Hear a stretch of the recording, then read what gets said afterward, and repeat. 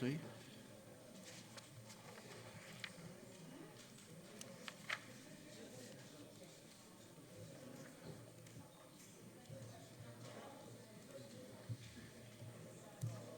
All our speakers are here. We've got all bar one of them.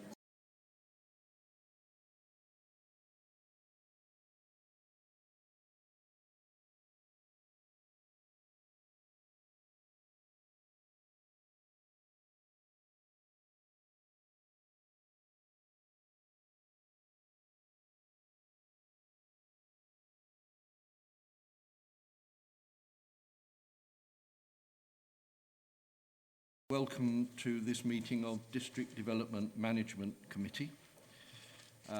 For the benefit of the webcast, my name is Councillor Paul Kesker and I am the chairman tonight. To my right is Brian Rolfe, who is the vice chairman. To his right is Gary Wardall of Democratic Services, and to his right is Tom Khan and Harriet Khan, who will be dealing with the webcast. Our planning officers tonight with us are Andrew Marks, the Chief Planning Officer, and Ian Ansell. Gary, would you please take item 1, the webcast announcement? Thank you, Chairman. I'd like to remind everyone present that this hybrid meeting will be broadcast live to the internet and will be capable of repeated viewing or other such use by third parties. Therefore, by participating in this meeting, you are consenting to being filmed and to the possible use of those images and sound recordings for webcasting and/or training purposes. If any public speakers on Zoom do not wish to have their image captured, they should ensure that their video setting throughout the meeting is turned off and set to audio only.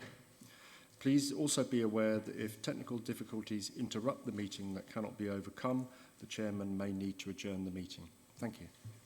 Thank you, Gary. Item 2, advice for public and speakers. I've no doubt that has been done. Yes, thank you. Number 3, apologies for absence. Chairman, we have apologies tonight from Councillor Ian Hadley. Thank you. Number 4, substitute members. Thank you, Chairman. We have one substitute member. Tonight, Councillor Basil Vaz will be substituting for Councillor Ian Hadley. Thank you. Number 5, members, do we have any declarations of interest? Yes, thank you. Yes, Chairman, I have a pecuniary interest in item 13 and will leave the room when that is heard. Thank you. I understand. Thank you. Any other declarations of interest? No. Item 6 is the minutes of the last meeting. You've all... Yes, Councillor Pond. I haven't got as far as telling you what you could do yet. But I read your mind, Chairman. This is not actually an objection to the minutes, but it is a comment which I will wish to make on item number 11 as to the accuracy of the reported minutes of Area Plan South. Number 11, yes. Tonight, yes? Not on the minutes of the last meeting? No. As I said, it's not actually on the minutes, but it's on an agenda item. So right. I will bring it up under that. Well, let me come to that in a moment. First of all, members, you've all had the minutes of the last meeting. Is it your wish that I sign them as a true record? Agreed. Okay, thank you very much. Right, Councillor Pond, you're querying item 11. Mm-hmm. But with your permission, Chairman, I'll bring it up at the commencement of that item. At the appropriate time. Yep. Okay, thank you very much. Item 7, site visits. As we've been to 2 site visits before this meeting, I hope members will not be asking for another site visit on tonight's agenda. None, thank you. And number 8, Epping Forest District Local Plan Submission Version Planning Policy Briefing Note, which we must take notice of. That I think we can take as read. We will now take the planning applications. Our first one is number 9, which is 2727/20, land at Greenstead Road, Chipping-Ongar, CM5 9LA, pages 7 to 26 of your agenda. Mr. Ansell, if you please. Thank you, Chair. Good evening, members. This application relates to site at Greenstead Road.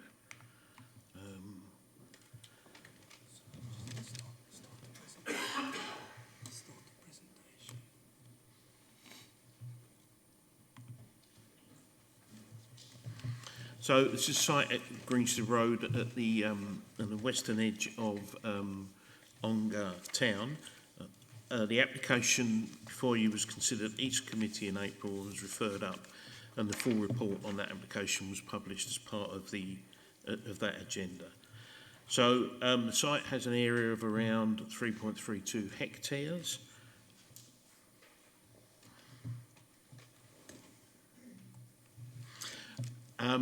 As can be seen from this plan, the yellow hatched area is the site and shows the site allocation in the draft local plan. This allocation has been through a number of stages and it is not subject to any plans for main modifications in terms of site area or the allocation numbers. The setting of the site, as can be seen, is on the edge of the settlement, and this plan illustrates a number of footpath connections. The Essex Way runs across the top of the slide, and there are connections through Millbank Avenue and Fairfield Road to the eastern side of the site, and from the Chipping Ongar Primary School there are footways connections to the west and the southwest, and as we'll come on to look at the site layout in a moment, but the site presents an opportunity to link up those routes so that effectively you can walk from Sainsbury's in Ongar Town Centre through to Stanford Rivers without crossing or using any of the main roads. So the site has a number of constraints which have been discovered as we've gone through the process of the application. There is a gas main across the southern portion of the site. That's the grey section, and the extent of it's not a pipe that wide. The pipe is in the centre, and then there is a no dig, no build phase on either side of it. There's a sewer pipe, which is the darker grey, again running east-west across the site, but further to the north. There's an existing drainage channel in dark blue that runs between the wider lower and the narrower northern part, and connects round into the existing system. The position of the access, shown in red, has been imposed by the Highway Authority. There's a couple of trees at the northern end, one at the extreme northern end and one in the centre of the northern portion that are subject to preservation orders. A number of existing hedgerows and tree screens around the site where the developer has been told that there are priorities to retain those, and sustainable drainage priorities that have evolved, and the yellow areas mark features that are part of the sustainable drainage plans. But there are a number of opportunities as well: the pedestrian links, the sustainable drainage opportunity, and the ecological enhancements and biodiversity areas that can be created in the areas where building will not take place as a result of these priorities. So the site layout responds to that. As can be seen, there is a pedestrian link across the lower part of the site, linking Fairfield Road to a crossing point at the entrance to Ongar Primary School. There are a central area where there is biodiversity enhancement and play facilities. The two drainage areas dotted in light grey at the bottom right corner, and midway on the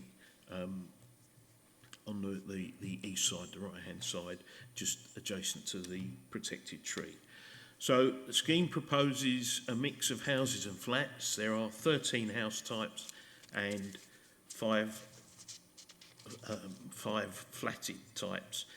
There's a cluster of flats in the centre and some flats on the east side, which are dual aspect so that they provide overlooking of the open space behind.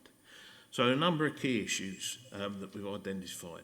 The scheme delivers an allocated site at close to its allocated numbers.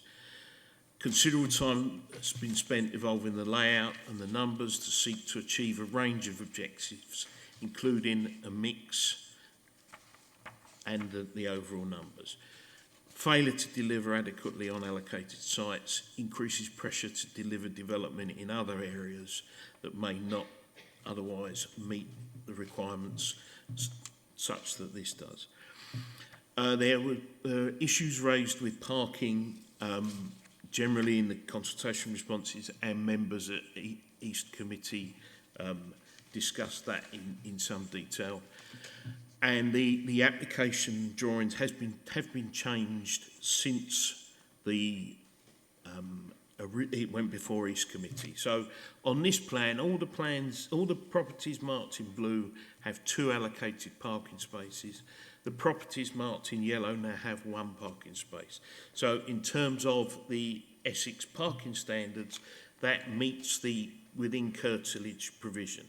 There are also 16 visitor parking spaces, which is now the only shortfall. 24 would meet the standard fully. So in terms of on-site parking, there is now only a shortfall of 8 spaces. In terms of drainage, development needs to deal with its own drainage, and to do this through a sustainable system of attenuation ponds and slow release.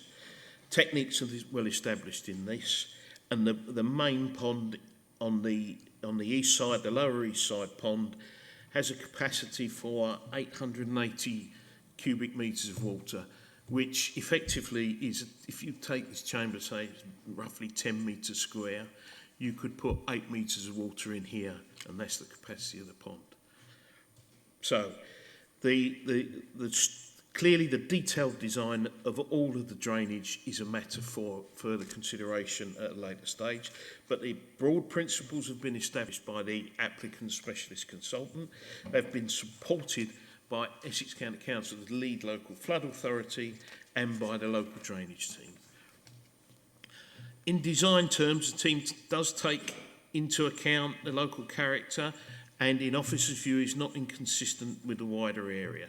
There are 2- and 3-storey properties across Ongar and not 3 simply in the centre, and the character of this feels similar to the urban form of the dwellings immediately to the east in Fairfield Road and the roads thereof.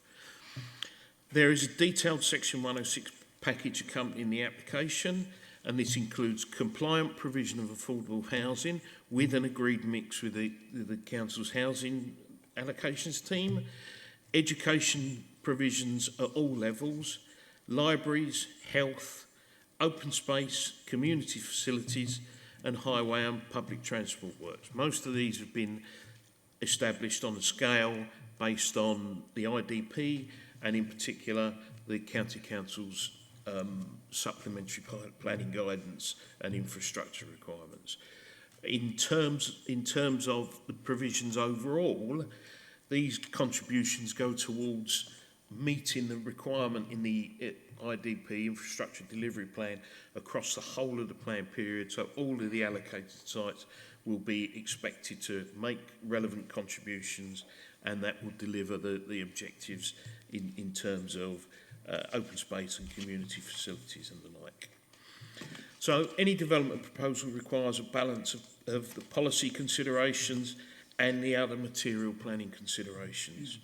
Officers have spent a considerable amount of time moving this scheme forward, and our view is that such a balance has been achieved, and subject to conditions and completion of the Section 106 agreement, approval is recommended. And I'll just leave you with these images of the development. These are the views that might be expected from Greenstead Road of some of the typical house types. The ones at the top are what's the area between the access road and the pedestrian access to the school, and the ones further down that continue along to the access road. Thank you, Chair.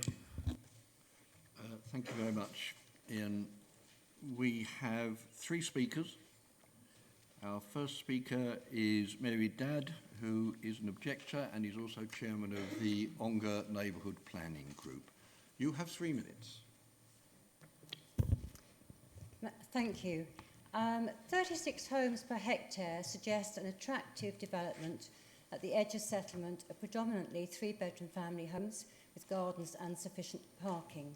But not here, and we disagree with the case officer's stance because the housing mix is incorrect, there is insufficient visitor parking which will cause obstruction or overspill into the country lane, and the crammed 3-storey 1-bedroom flats are overbearing on neighbours, with the heights and massing completely out of character for the rural location.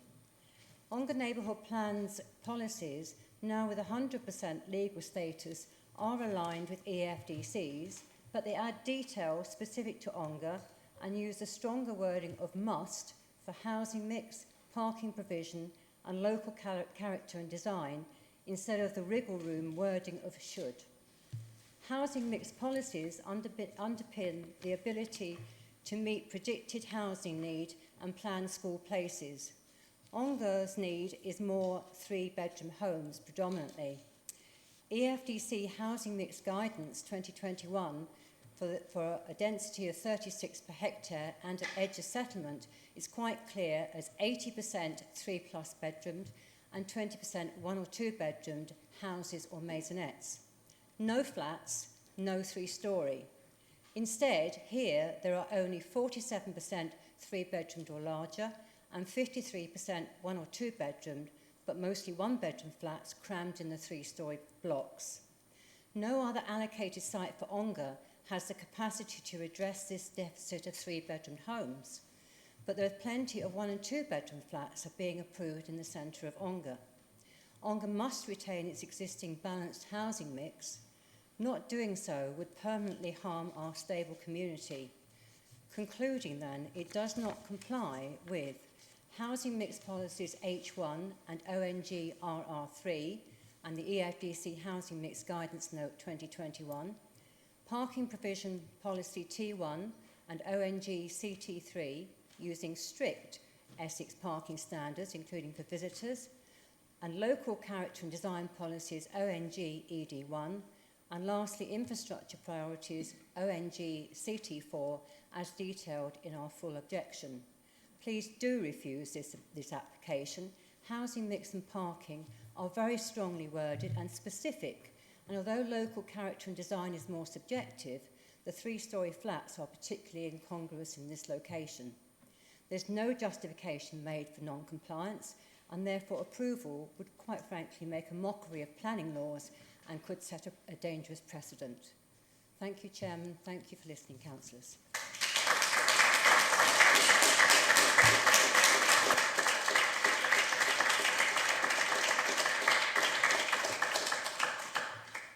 Thank you. Our next speaker is Derek Birch, who is chairman of Ongar Town Council.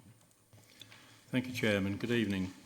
Particularly this week, we have all been looking back at the reign of our late Queen Elizabeth and have thought deeply about legacy, tradition, community and values. My colleague has listed some of the policies this application contravenes, but does the developer and councillors who vote in favour of this development really want their legacy for Grinstead Road to be blot on the landscape of our small rural and historic town of Chipping Ongar? We certainly don't. The designs are totally out of character and an overdevelopment, particularly where the 4 blocks of 3-storey flats are crammed together, being equivalent to 5 stories high to those unfortunate nearby houses and bungalows on much lower ground. Ongar needs 3-bedroom family homes with front and back gardens and parking. This application has an astounding 31 too few 3-bed or more bedrooms and 31 too many 1 2-bedded, according to the EFDC Housing Mix Guidance Note 2021.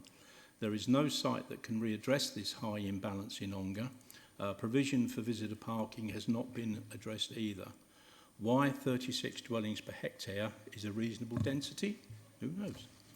Maybe the answer is that the central area across the site has been identified by the developer's drainage consultant and the Environment Agency surface water mapping as having serious surface water flooding and accepted that park can't be built on. However, that land has not been deducted from the development area as EFDC glossary and surveyors state it should. Is this to get the maximum profit by cramming the same number into a smaller site and disingenuously still counting the gross site area to justify a 36 hectare density? He has misled the case officer and this council. He is also yet to hold any true public meetings, liaise with our town council or other bodies or address local concerns.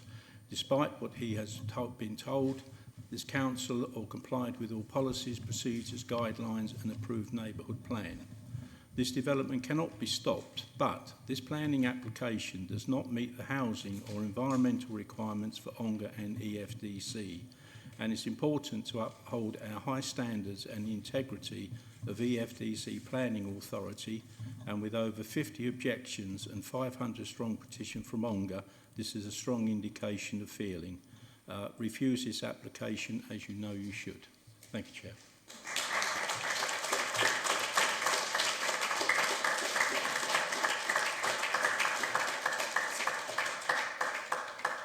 Thank you. Our third speaker is Danny Simmons, the applicant's agent. Good evening, committee. My name is Danny Simmons and I'm the agent acting on behalf of the applicants. As you are aware, the application site is allocated in your local plan for 107 dwellings. The proposals have developed over approximately 4 years following many meetings with council officers, with the quality review panel and liaison with statutory consultees. Liaison has also been maintained with residents and, for example, with a number of meetings being held with the chair of the ONGA Neighbourhood Plan Group. At the April East Area Planning Committee, the applicants were asked to address 4 points. First, parking. In this connection, the scheme has been amended to provide for 29 additional spaces, increasing the ratio to 1 to 86. Secondly, additional community engagement. In this respect, a public meeting was held in May, but unfortunately most attendees decided to leave the meeting before the applicants had the opportunity to speak. Those who remained were able to benefit from a useful question and answer session. In addition, the applicants have made attempts to meet with the town council. 3 emails were sent to the clerk in this connection, but unfortunately no reply was received. Thirdly, parish homes within the affordable element. On this point, I can confirm that the applicants are prepared to agree to making specific provision for local people. Fourthly, further information on flood mitigation measures. On this issue, all technical issues have been fully resolved and the proposals are supported by both the County Council as local lead flood authority and the Council's own drainage officer. In any event, since the last meeting, the applicants have issued a non-technical flood risk and drainage report in an attempt to explain the proposals in a relatively simple way. The proposals provide for a good mix of housing as agreed with the Council's housing officer, plus a layout which provides for generous areas of amenity space and areas of ecological enhancement in accordance with the objectives of your local plan and also the objectives of the ONGA neighbourhood plan. In terms of density, the scheme is for less units than promoted in your local plan and is below local plan density standards. Plus, the size of all units are in excess of national and Essex design standards. Importantly, of course, the proposals provide for much needed housing so as to reduce the pressure on sites elsewhere in ONGA and also elsewhere in the district as a whole. Thank you for your time. Thank you. Before we go on, I would just like to state I will be a voting chairman. I've got a couple of I am, in fact, one of the ward councillors for this site, but I'm not going to speak first. I will speak later. But I do have some questions here. Could I ask Mr. Ansell, is there an illustration of the design of the blocks of flats? We've seen the houses that you put up today. Is there some illustrations of the flats?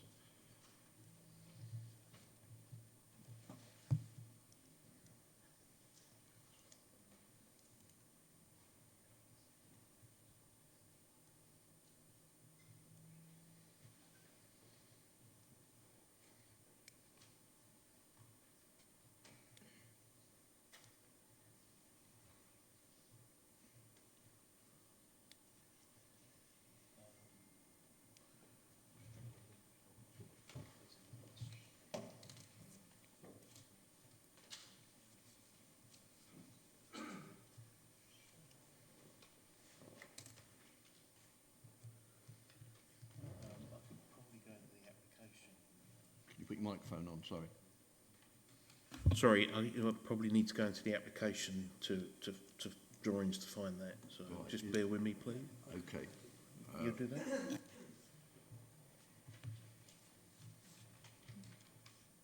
I would just say in the meantime, I don't know whether members have received a copy of another drainage report that was not prepared by the applicants, which came to a somewhat different conclusion, but I don't know what weight to put on that as opposed to the one that's been mentioned tonight.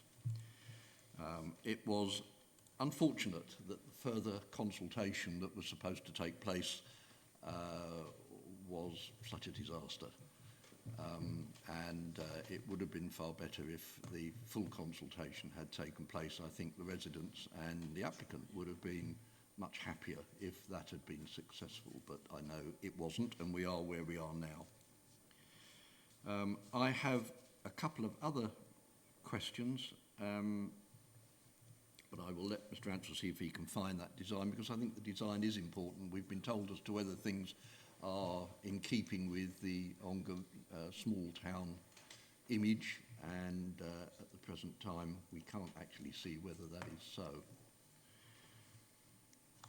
As my other questions will be addressed to the officers as well, I'll wait till they try and find it, because it's not fair to ask them to answer something else at the same time.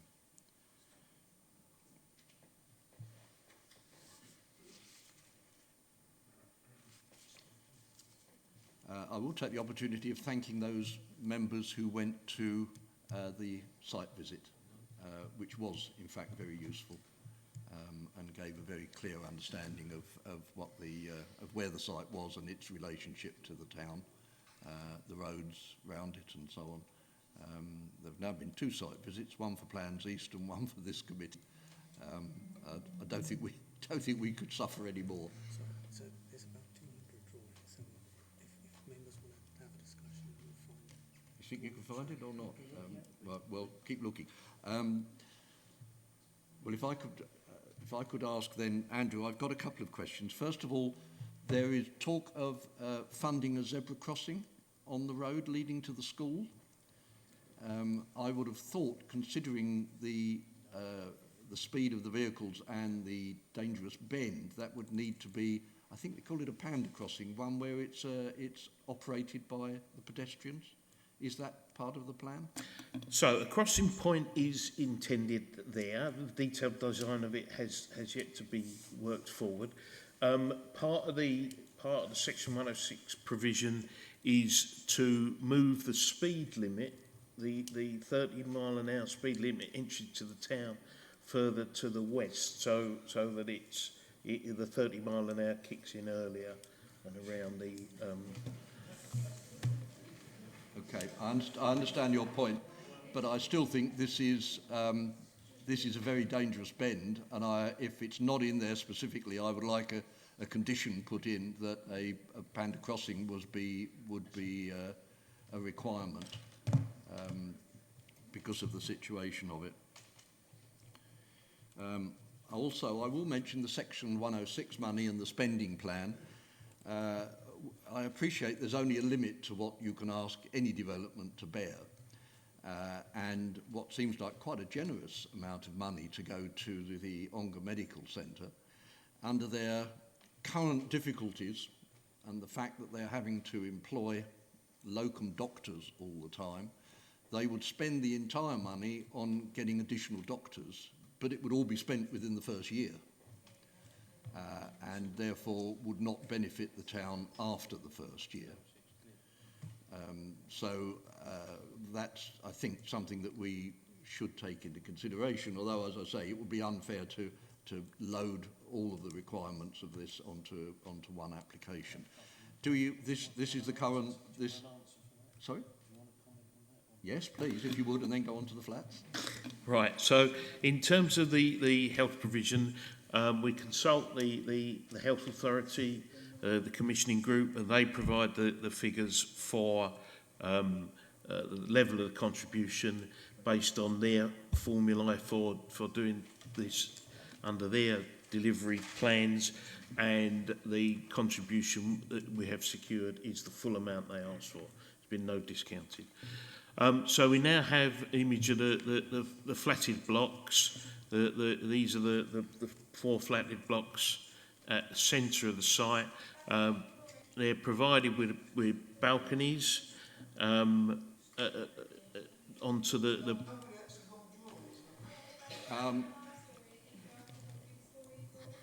I will have to ask anyone who is attending and in the gallery not to interrupt. I'm sure I don't have to ask again. Right, so, sorry, yes, you're right. That's the block. That's the flatted block adjacent to the recreation area on the western side. We'll go back.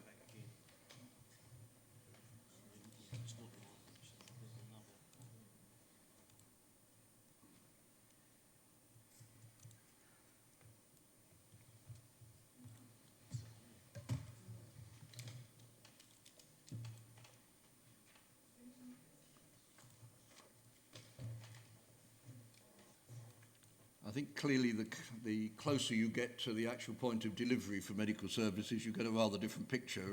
I got the information from the surgery manager who said what they would be spending the money on if they got it and how long it would last.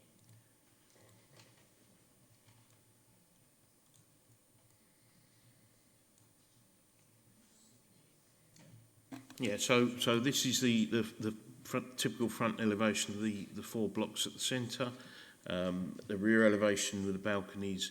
In the case of the 2 blocks that face onto the biodiversity area, the balconies overlook that.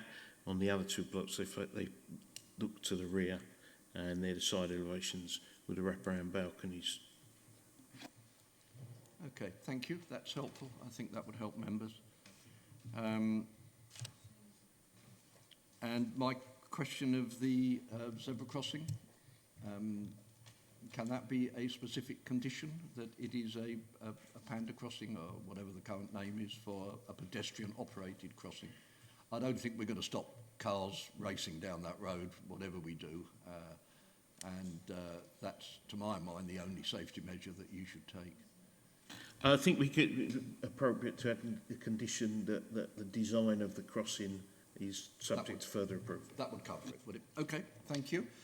Right, members, the recommended decision is to grant permission with all of those conditions. Who would like to start? Councillor Vaz, you are also ward councillor. Would you like to start? Thank you, Chairman. Ongar is a rural and a medieval town dating back to the 14th century. It has over 300 Grade II listed buildings and attracts visitors from far and wide. They ride on the Heritage Railway, they visit the remains of Ongar Castle and marvel at the oldest wooden church in the world that happens to be located in Greenstead. David Livingston, Jane Taylor, the writer of Twinkle Twinkle Little Star, and Father Thomas Biles, our parish priest, soon to become a saint for his actions aboard the sinking Titanic, are all part of the history of Ongar. This application must not be approved as it currently stands. We are democratically elected representatives of the people and, as such, must represent them and follow the laws that are in place when making decisions that affect them. You are all aware of the many legitimate objections from the public. They should not be ignored. You are being asked to disregard 3 basic principles. Number 1, government guidelines state that the at-risk flood area should be excluded from any calculations regarding the number of homes to be built. The Green Street Road plan that you are being asked to approve actually include a large flood area in the calculation. As a result, overall density where building is permitted is more than agreed 36 per hectare. This flood area should have been excluded from the calculation and numbers reduced. Number 2, the housing mix is inappropriate and does not follow our own EFDC guidelines. Ongar needs family or 3-bedroom homes, not more 1-bed flats. And number 3, the parking provision in this rural area is less than the Essex County Council minimum parking standards. More parking spaces must be provided. Despite all this, EFDC recommends approval. Surely not. If this application is approved, as is, my fellow councillors, this could happen to a site in our own wards. Thank you, Mr. Chairman.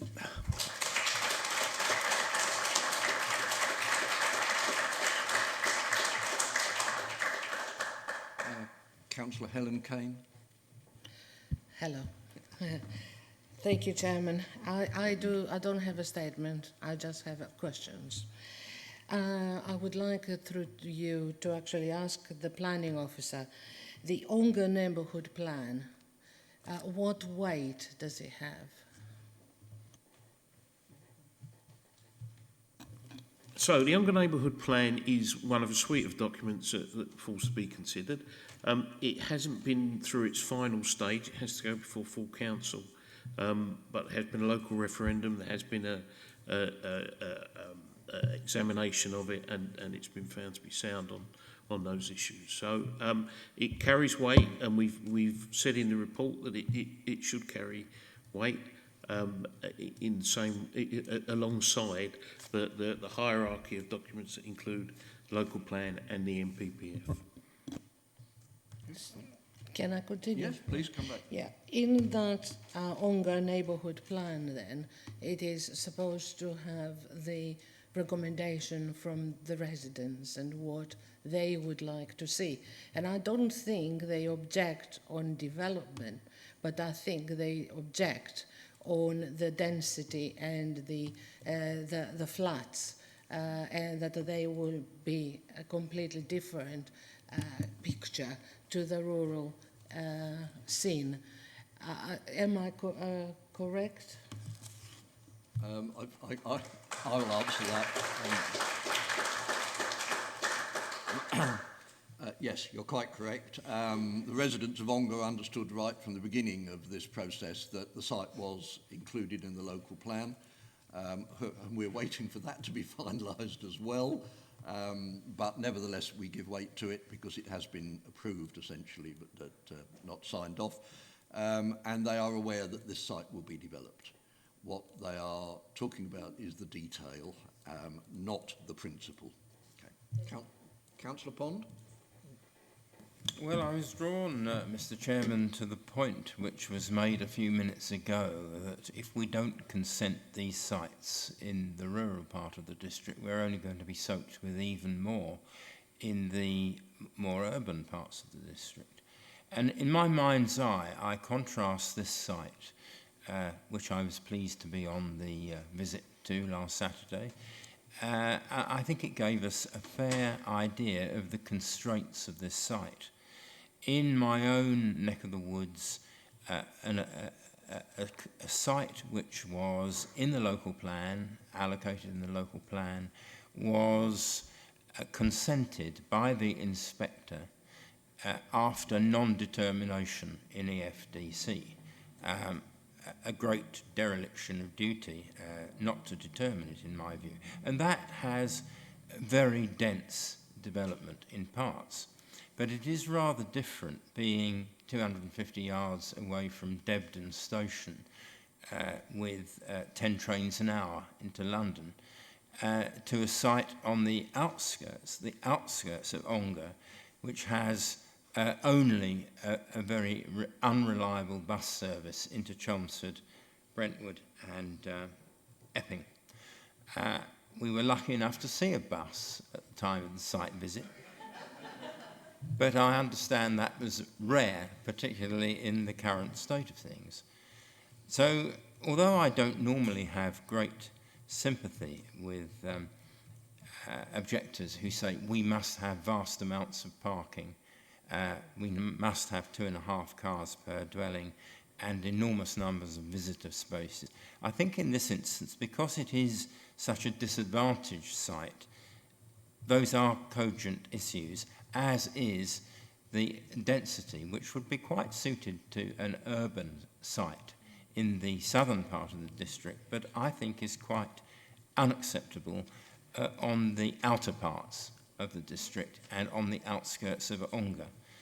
So I take the points which have been made about the mix. I have noticed a number of applications over the last few years which involve giving planning permission to small flats in the centre of Ongar town. But we shouldn't be planning for the sort of thing for the future. We are at a stage where we must have a view to what things are going to be like 10 years' time. I think the developers are trying to cram too much onto this site. I know that this area is allocated for development. I'm not trying to counter that, but I do seriously ask the committee whether they believe this development is the appropriate one in this location. Chairman.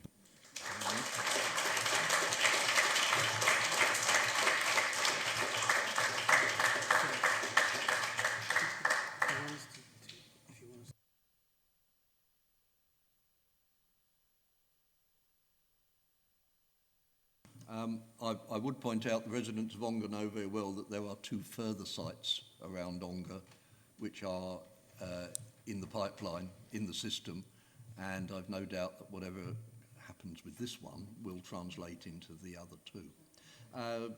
Chief Planning Officer would like to make a comment on density.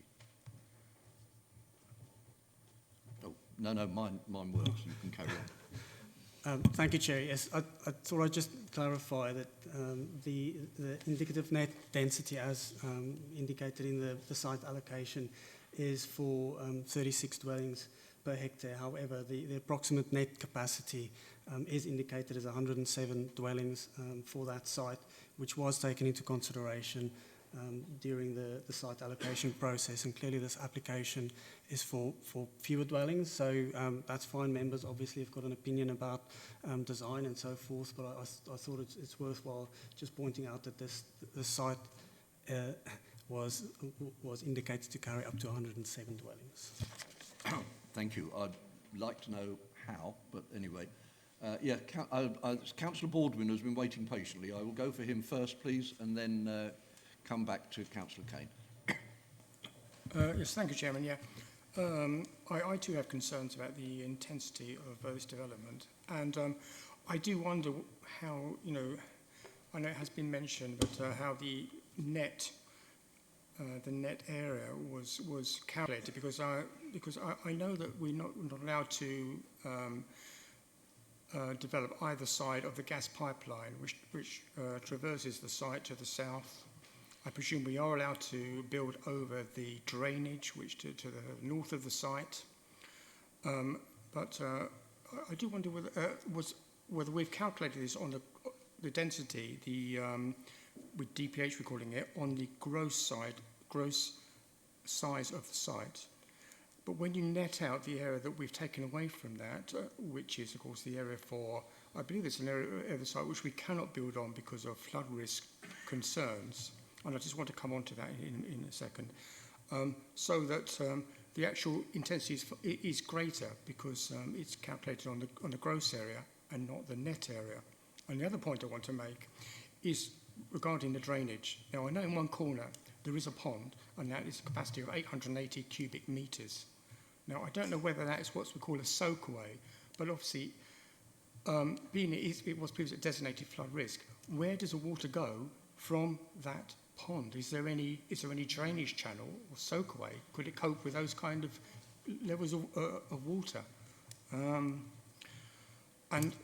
you know, I do agree with the previous councillor Pond, the previous councillors, that this results in a very, very intensive development where houses are cheek by jowl. People have got very, very little privacy, amenity space, and I don't think that makes for a happy living.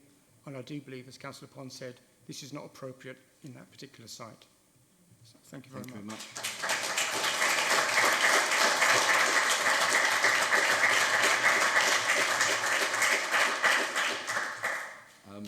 Mr. Ansell, perhaps you could come back. There was a question there somewhere about whether we're taking the gross or the net area to calculate. Thank you, Chair. The local plan glossary says that the indicative development area does not include areas that are subject to policy constraints, including flood risk and protected habitats. Now, the site is not in a flood risk area. The flood risk area is the flood zone. Now, you wouldn't design the development in such a way that you would build dwellings in the lower portion. You deal with the drainage on site and you build on the other areas. So the site is not in an area of flood risk, and the site is not a protected habitat. There are areas of habitat that we would wish to see retained, but they're not statutorily protected. So therefore, the density is calculated on the basis of the whole site. The gas pipe that we cannot be built on, there's a road over that, and roads within the site are included in the area in calculating the density. So the net developable area is the whole site, as the local plan allocation says, and that's the local plan says the whole site, 107 dwellings, is 36 dwellings per hectare. There's 95 dwellings, so there are 95. So, and that comes out, by my calculation, at around 28 dwellings per hectare. On the issue of the release from the pond, it's an attenuation pond.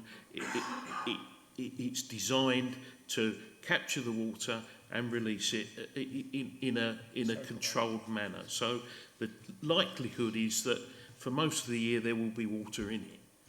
This summer maybe it would have drained away, but for most of the year there will be water in it, and it will release as designed by the engineering professionals. Okay, hope it helps. Could I just, is that released by soaking away or released into surface water drainage? Well, we as planners don't know that detailed aspect. The drainage engineers have said, yes, we agree with the concept. So yes, there will be a soak away element to it, and there may be a discharge element as well. Okay, thank you. Councillor Kane, did you want to come back? Yeah, please. It was mentioned about the public transport, but the officer has already mentioned about the public transport. I would like a little bit more information, please.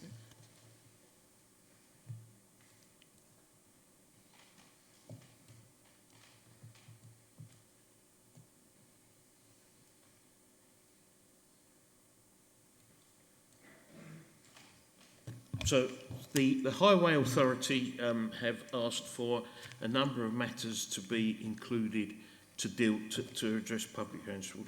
Firstly, improvements to the bus stops, the nearest bus stops, which are at the bottom end of the high street. And that includes new shelters, new flags and poles. It also includes real-time information on the bus stop. So which I don't think exists in Ongar at the moment, but it's fairly commonplace more widely in terms of the time when the bus is going to turn up. There's also a contribution towards monitoring of a travel plan, and the travel plan includes provision for information for residents and for some support for use of public transport. Yeah, come back. What about provision of buses? That is what...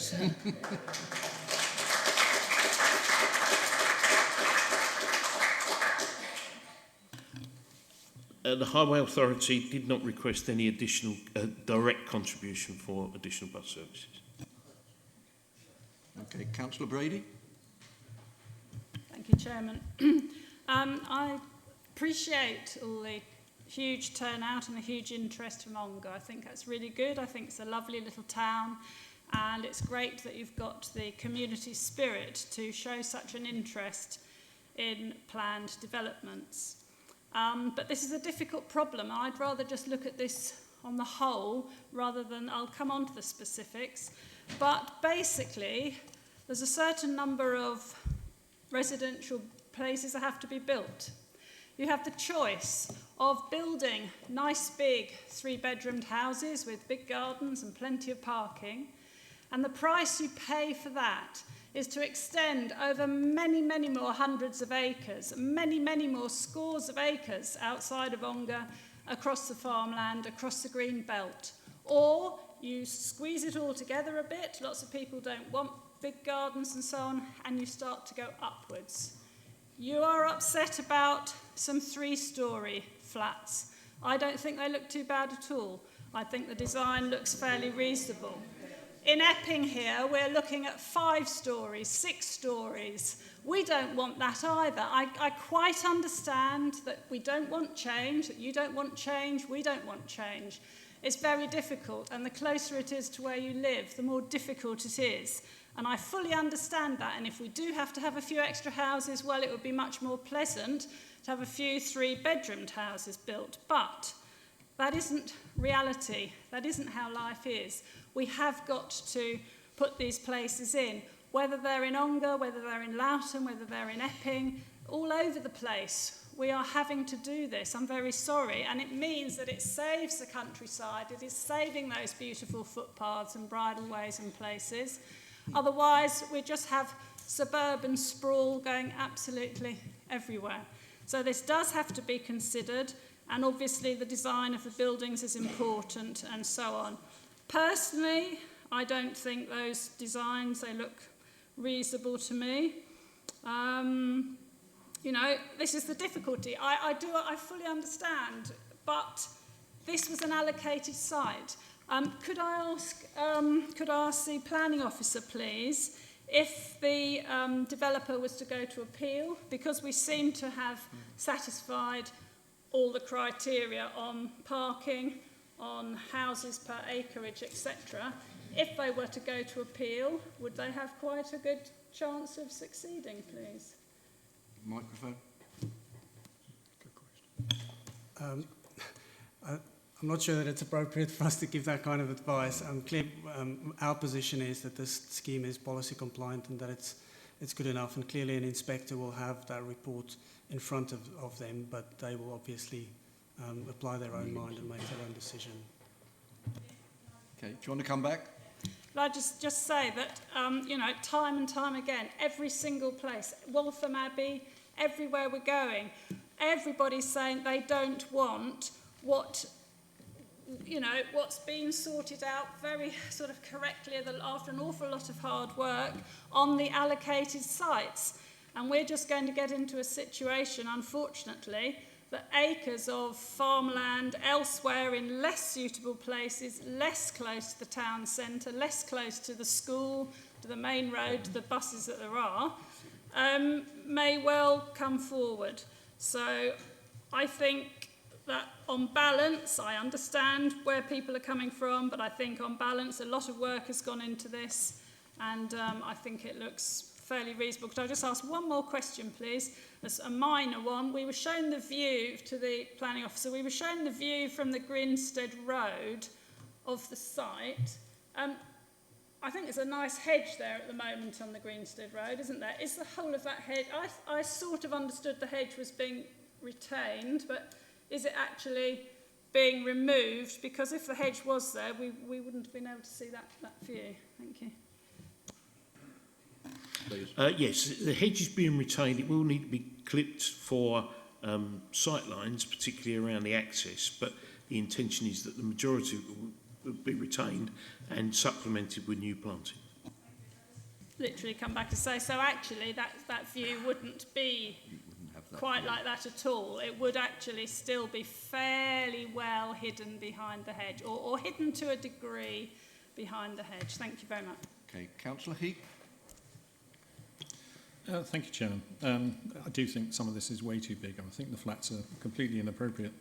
But regardless of the density, as Councillor Pond was saying, we're planning for the future. And according to this, there are 95 boilers going in, regardless of how much nitrous oxide they put out. There should be a ground source heat pump scheme, because it's entirely appropriate for it. And everybody would get much cheaper energy, because anybody buying one of these would benefit. And as far as Councillor Brady's saying about whether somebody would win an appeal, I don't really care. If we don't think it should be there, then we don't think it should be there, and that's up to the officers to figure out afterwards. That's it.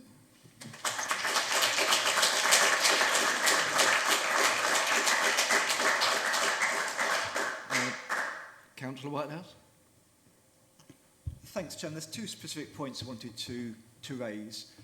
First of all, it was acknowledged at Plans East, and I think it's acknowledged here, that it's not a site which has good accessibility, and one response to that has been to try and bring the parking spaces closer to standard. I mean, the other response you'd expect is, a contribution to active travel, which is over and above that you get in a more suburban, more urban or better connected area. I mean, this was raised at Plans East, but it hasn't been particularly addressed here. But I mean, just starting up a bus stop is not a significant improvement to the public transport infrastructure, and doesn't go beyond what you'd get in the middle of Loughton near Debden Station or near Loughton Station or whatever. Real-time information is a benefit, although I think it's getting overtaken to some degree, by the use of apps and smartphones and so forth, and live information that way, which obviously has less of an infrastructure cost. So I'm not sure how much lifespan there is left for real-time information. And of course, what's crucial is not only you have the physical infrastructure, that you have the buses to serve that infrastructure, or the demand responsive transport, or whatever the mechanism might be, and that just isn't addressed in the application, or as far as I can see in the Section 106 agreement. And the other issue, and it's linked, is the issue of design, particularly if you look towards the north of the site. The effect of adding the extra parking, and it's pretty much all frontage parking, is to leave those houses marooned in a load of hard landscaping. And there's no design manual or design approach where that's recommended. And there are various ways to address parking, whether it's tandem parking or parking courts or undercroft parking. I mean, they've all got their pros and cons. But simply replacing front gardens with parking spaces is not an example of high quality design or beautiful design, or whatever national or local planning policy describes the standards of design you want to aspire to. And it does worry me that, as this is one of the first major allocated sites to come forward, if we sell the past on design at this stage, and we've meant to have employed an urban design advisor and so forth to address these issues, but if we sell the past at this stage, it's going to be difficult to claw back from that with future sites. We don't want to repeat. We know what bad design looks from some of the estates and some of the areas we've got in the district at the moment. We don't want to repeat those mistakes. So, I do think design is a relevant consideration here. Okay. Thank you.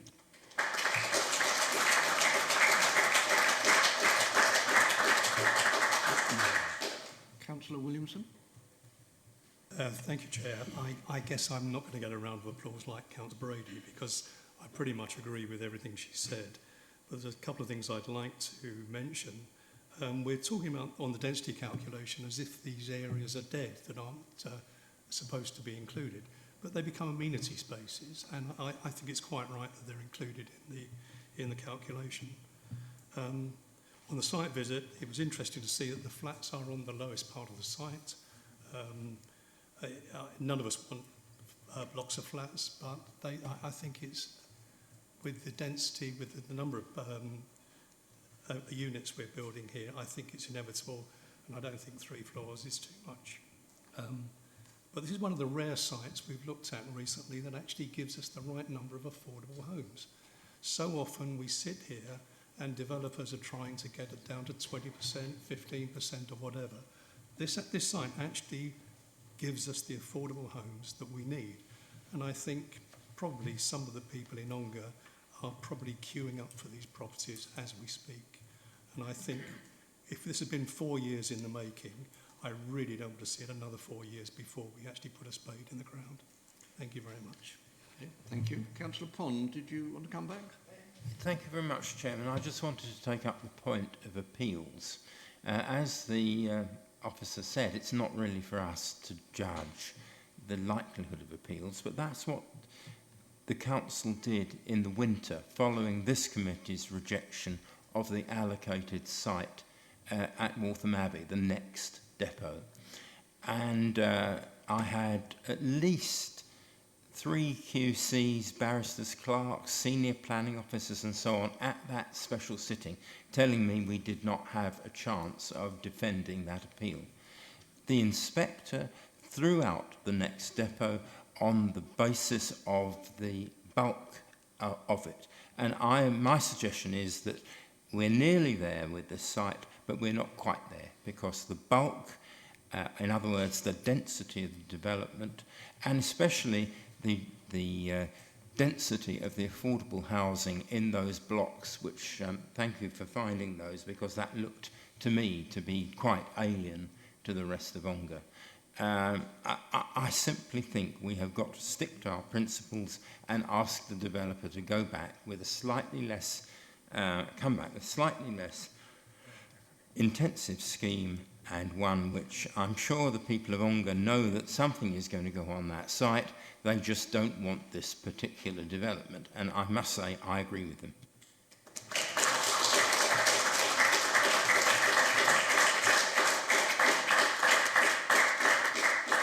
Councillor Kane? Yes, I would like to echo Councillor Pons and say that this is a site for development, and that we actually have to say to everybody that is what is happening. But I think we can be a little bit more to choose exactly how we'd like that development to look like. So I think that the development should go back and amend the floods and everything else. I think it is all right with me. The drainage, the everything else, the affordable houses. I just don't agree at all, though, with the density of the buildings of the flats. Okay, thank you. Councillor Kaufman. Councillor Kaufman. Thank you, Chair. I just ask, what is the affordable percentage? And then if I can come back, please. Yes, please.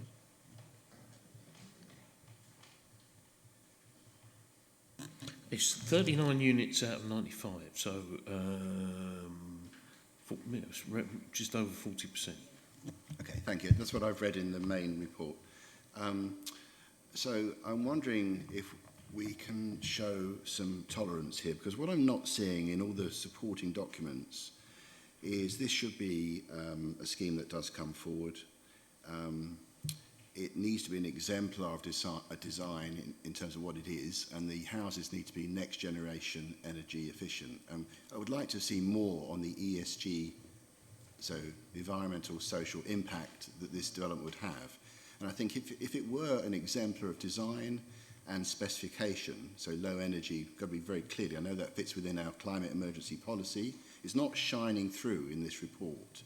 And if it were to shine through in this report, perhaps we can show the developers some more tolerance to have a somewhat reduced, not significantly reduced, affordable content to trade off for a better scheme that is slightly less dense, but is of a higher quality in terms of sustainability for Ongar. So it's a place to live, people want to live there. They are highly energy efficient houses. We are pushing the developer to get to that 40% magic target, which is bloody impossible. pardon my French. So we need to say there is some tolerance, but in return for that, we need less density. Listen to what the local community are saying, but we do need to bring the site forward. So I would like to see more on the ESG shining through. These have got to be buildings that are for the next generation. We've heard that in terms of design, parking criteria. It is an unsustainable site in terms of transport. We do need to listen to that. So I'm not going to be supporting it, but I believe the site should come forward in a slightly different way. Thank you. Thank you.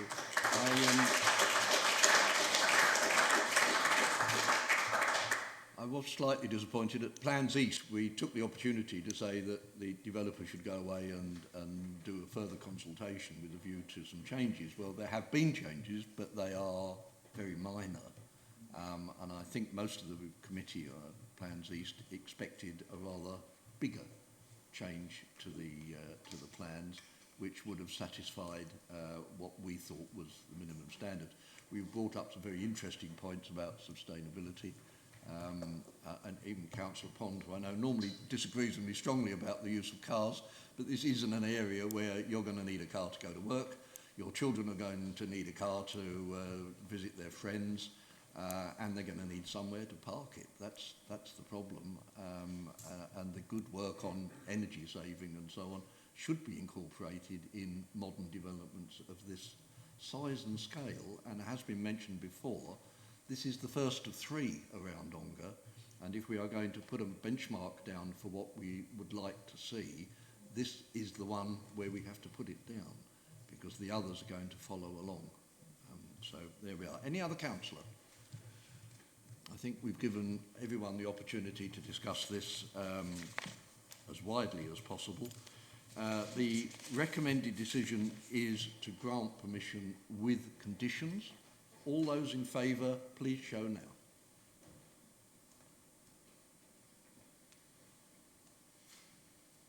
Thank you. Have you got that? 3, Chairman. All those against?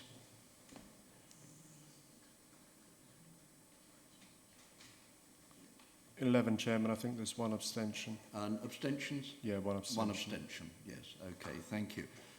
In which case, planning permission has not been granted.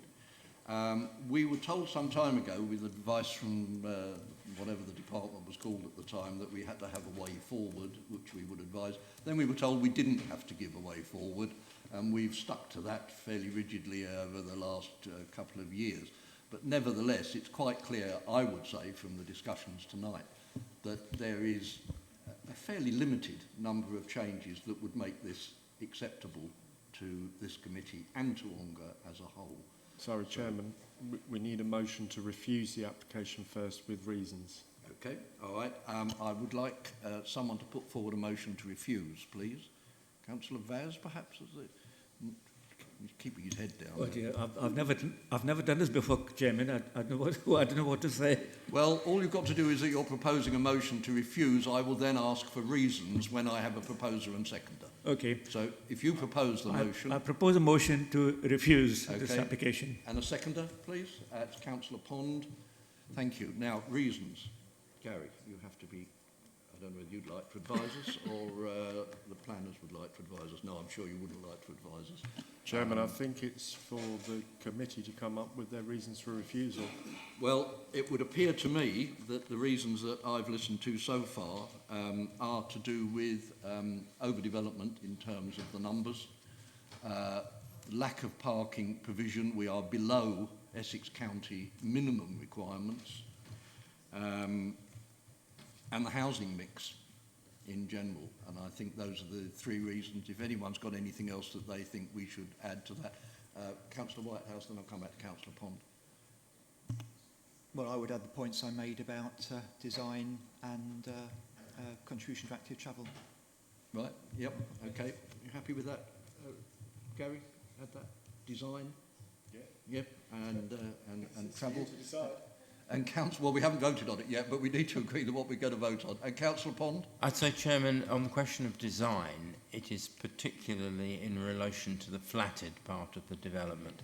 Okay. Personally, I thought the house designs were perfectly in tune with Essex Design Guide. What is slightly wrong was the concentration of parking spaces in front of the dwellings. And I wonder if it's possible to get that in, because that reduces the... You cannot count a parking space as private amenity space. I would factor that in. Otherwise, I agree with you completely. Okay, Councillor Whitehouse, do you want to come back on that? Well, I think I'm in my minority. I'm more relaxed about the flats. I don't see a massive difference between a flat which is 3 stories and a house which is 2 stories with rooms in the roof. But I appreciate they are bulkier, but they are set away from the neighbouring. Okay, and certainly parking. Well, those are the reasons that that have been brought forward. Unless anyone knows to add any extra, in which case we have a proposal for refusal. All those in favour, please show.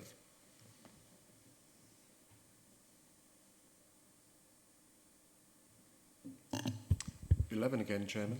Against? 3 again, Chairman. And abstentions? 1 abstention. 1? No? Yes, 1 abstention. Okay, can I thank the committee? This has been a long and rather difficult application because of its importance.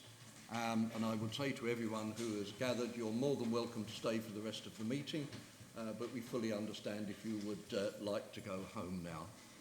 I'm going to suggest we take a 5-minute break while the public withdraw from the chamber.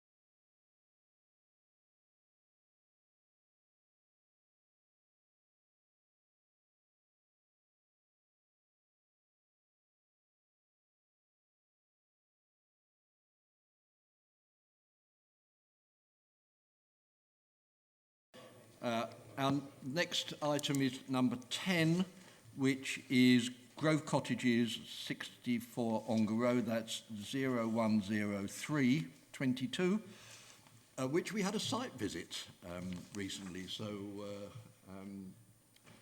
would you like to lead off there, Andrew? Thank you, Chair. This is being presented by the case officer, Mohammed Rahman.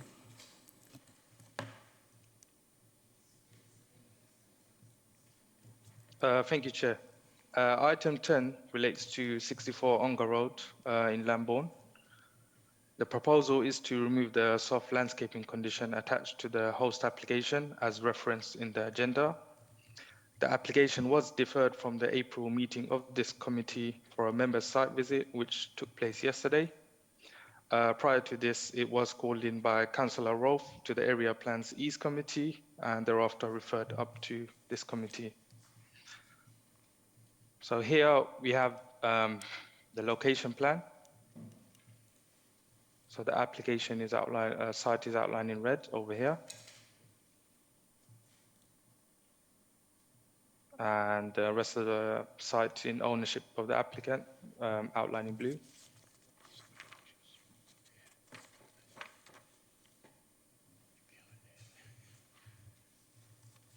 Here's an aerial view of the application site.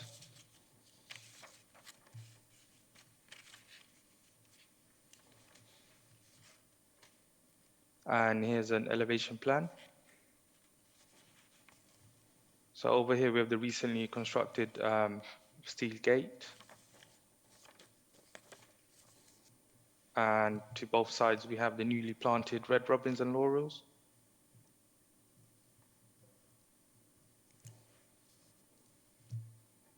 Here's a street view of the application site. So here we have the new gate, and as you can see on both sides, we have the new planting.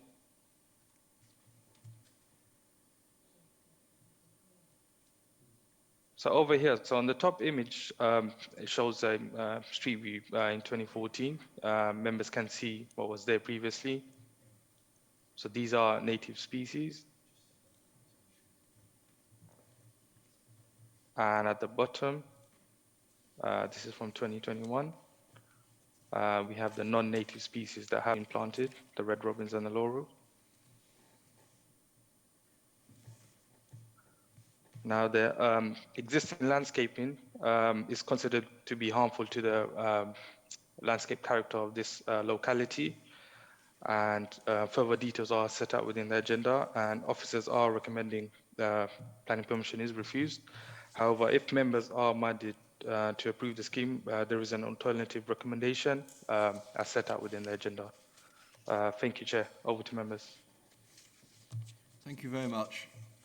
We have one speaker, and that is Hester Dalton, who is the applicant's agent, and thank you for your patience. Good evening. Thank you to those members who attended the site visit yesterday. Hopefully they'll agree that it was a useful visit to see the site in person, and it looks significantly different to the image shown in the reports pack. In just a couple of years, it's now started to properly establish the hedge, and it's almost the same height as the fence in places, so it does appear much fuller now. That image was also taken in winter as well. So I'd like to start by clarifying the timeline of events leading up to this proposal, as I think this was misunderstood by members at the Eastern Subcommittee. So to clarify, the applicant, Mr. Morgan, didn't plant this hedge deliberately in contravention to the condition. The hedge was already in place prior to the condition being placed on the planning consent for the gate and the fence. Therefore, to comply with the condition, the current hedge needs to be removed, which we consider is completely unnecessary. So Mr. Morgan began re-landscaping the verge in 2017 as the hedge and the verge was considerably overgrown, and it was close to intruding into the highway, as you'll see from the photo in the reports pack. So this is making it pretty unsafe to egress from the adjacent land and properties at Grove Cottages. So it wasn't a species-rich hedge, and it did resemble more of a scrub. It was also growing over a huge area of builders' rubbish and rubble, which had been dumped on the verge by the previous owner of Mr. Morgan's house. So members who visited the site would have seen the remnants of this rubble, which Mr Morgan is still clearing.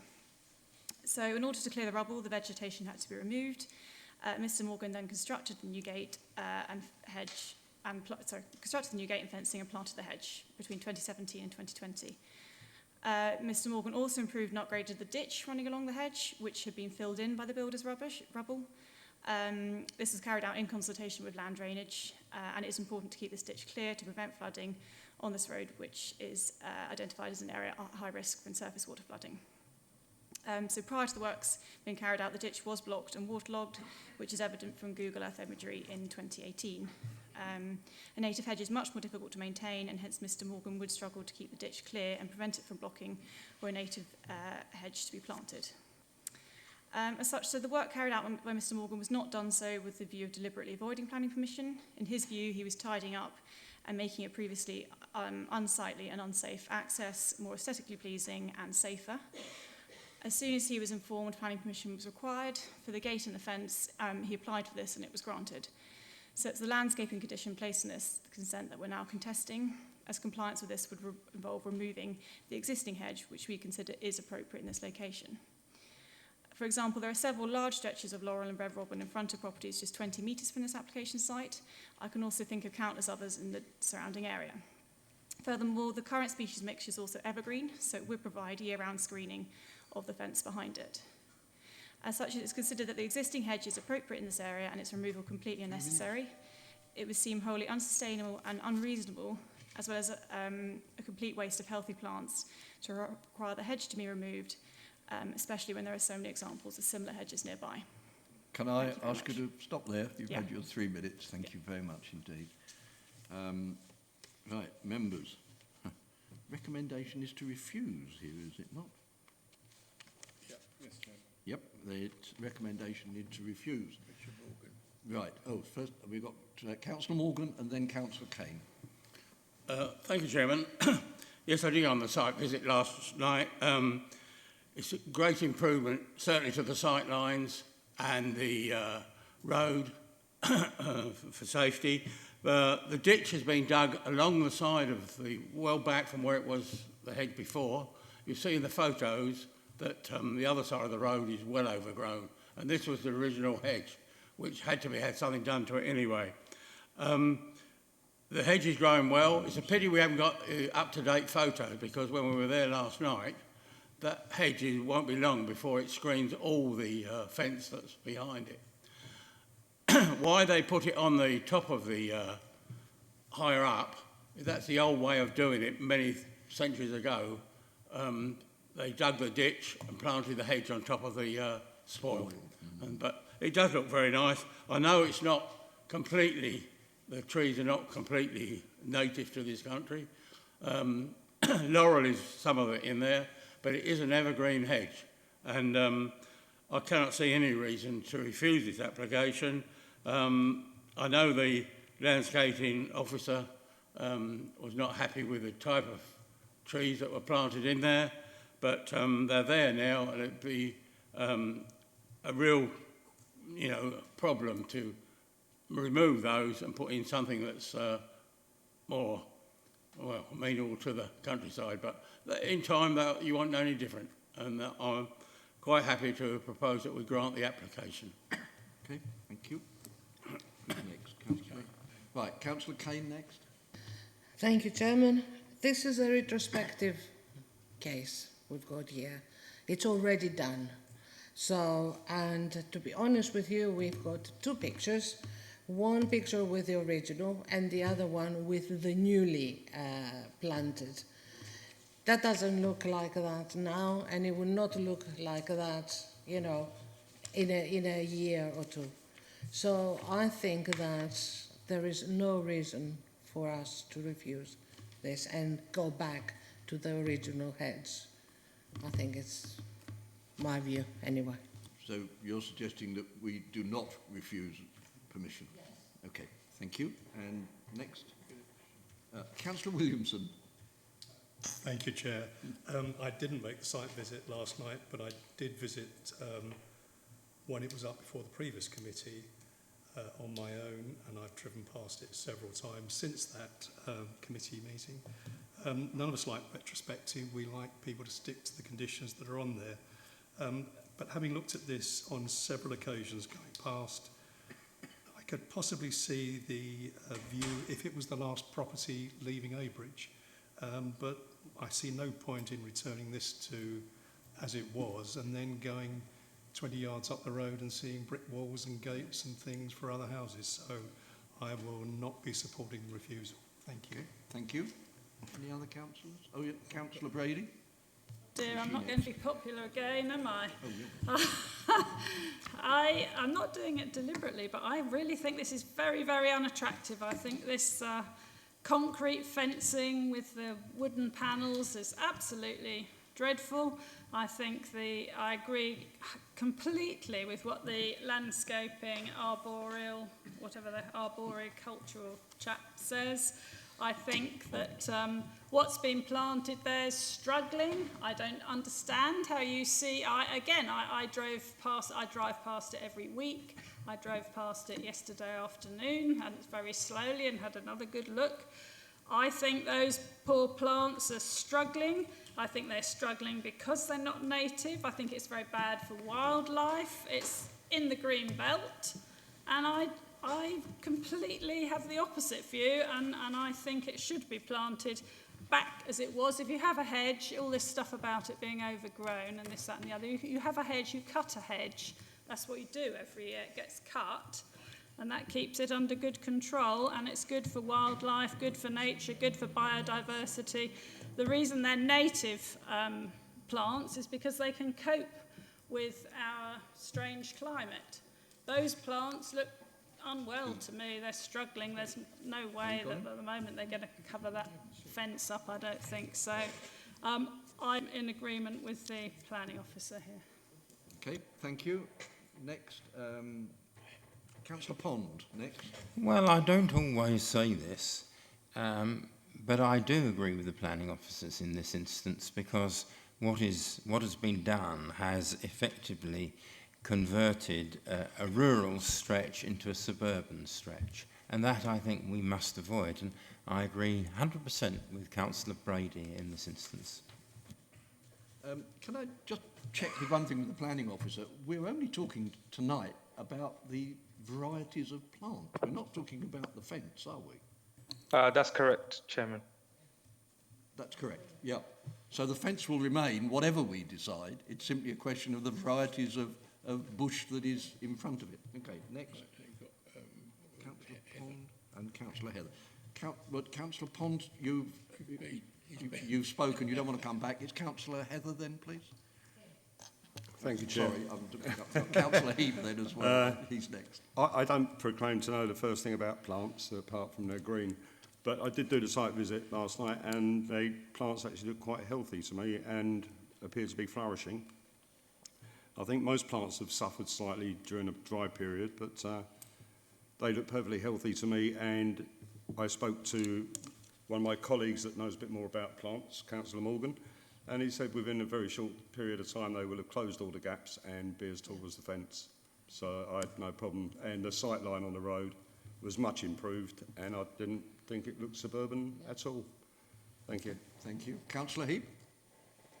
Thank you, Chairman. I find myself in strange territory because I agree with Councillor Brady about the varieties of plants. Not the fence, leave the fence, that's fine, but the plants are wrong for this place. Thank you. Who else? Right, that's you then. Councillor Rolfe. Better say something. Oh, sorry. Yeah, beg your pardon. So long since I got it. I'm very appreciative of those who, well, there were only 3 of us attended last night, but at the same time, and I can see what people are getting at, and the fact that the differing opinions on whether they're dying or not. I'm afraid I can't agree with Councillor Brady on that. They look very healthy plants, and I've watched them. We've been waiting for this to come up since April, and I've watched them grow quite all the way through. And the main thing, as far as I'm concerned, is that the county council, nobody's mentioned this, are supposed to come along and do the edge. They very frequently they admit they can't cope with the work. they've actually helped Mr Morgan dig the trench out and get everything done.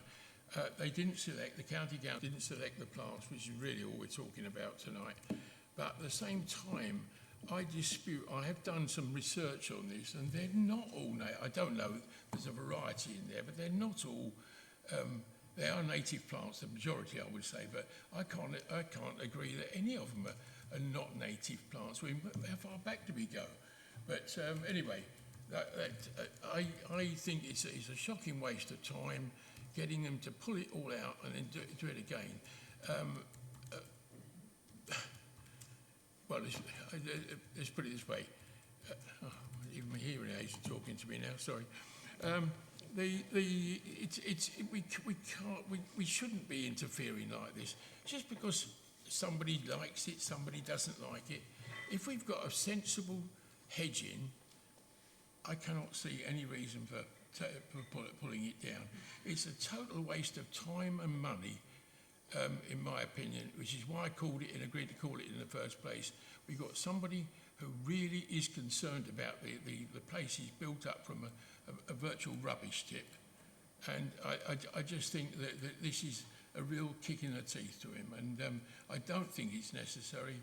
And I'm hoping that we'll support what, I agree entirely. I hope more of you support what Councillor Morgan and the others said. So thank you. Thank you. Want to turn yourself off? Oh, yeah. Okay, thank you. I must admit, my own view is that this is... Oh, Councillor Brady, would you like to come back then before we go, well, go just to clarify a few minor points.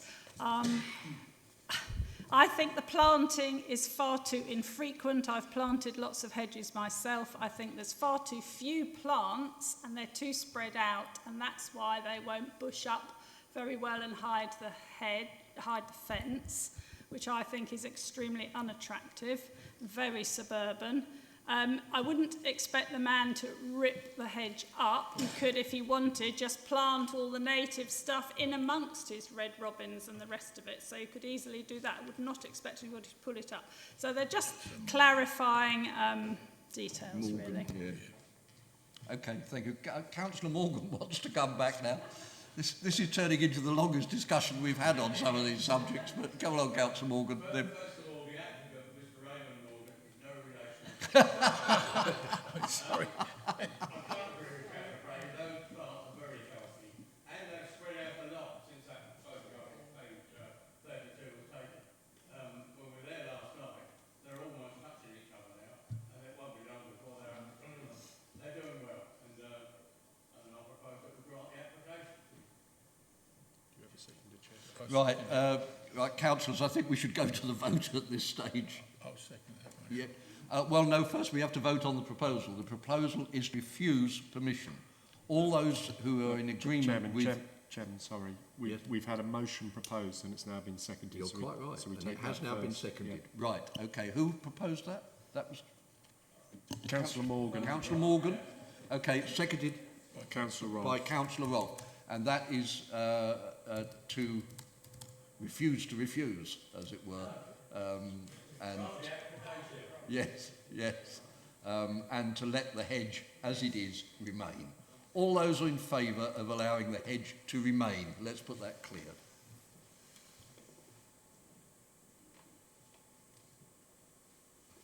Ten, Chairman. Against? 3, Chairman. And must be 2 abstentions. Abstentions? 2 abstentions, yep. Right, okay, thank you. In which case, planning permission is not refused. We have granted permission. Thank you. We have eventually come to a conclusion, so thank you. We'll now take item 11, which is planning application 2472/20, 91 Queen's Road, Buckhurst Hill.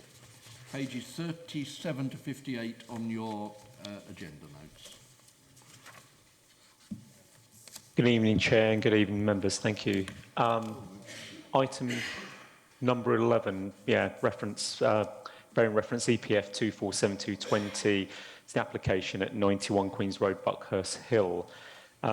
Briefly, the application was seeking planning permission seeking planning permission to demolish an existing two-storey dwelling, as can be seen here, and replace with 2 semi-detached 5-bedroom houses, including single-storey garden stroke gym rooms and in the rear gardens. Officers had originally recommended planning permission be granted subject to conditions and a section 106. Moving on, members will also note that the application is before this committee this evening, following its referral by members of the South Area Planning Committee, which took place on the 3rd of August, with a further recommendation, in fact, to refuse on 2 separate grounds relating to the loss of the potential non-designated heritage asset, as well as the impacts on the Epping Forest Special Area of Conservation. The wording of those 2 reasons for refusal, or suggestions for those wordings for refusal, clearly set out on page 38 of the published agenda. And before I go into the just a quick overview of the proposals in a second, for the benefit of those members that aren't part of the South Area Committee, we've also had, since the publication of this report, 2 new neighbour objections from the owner-occupiers at 18A and B Westbury Lane. I will point those out in a second. And those objections or those concerns relate to the presence of the garden stroke gym rooms in close proximity to their rear boundary, whereby it may or potentially will impact on their daylight and sunlight as well as privacy. They have requested that those buildings be reduced in height. So just moving on, so the application site is here, it's on the north side. It's an existing property located on the north side of Queen's Road, composed of a mix of commercial and residential land uses. This is an aerial, obviously, of the site. This is 91 Queen's Road, of course.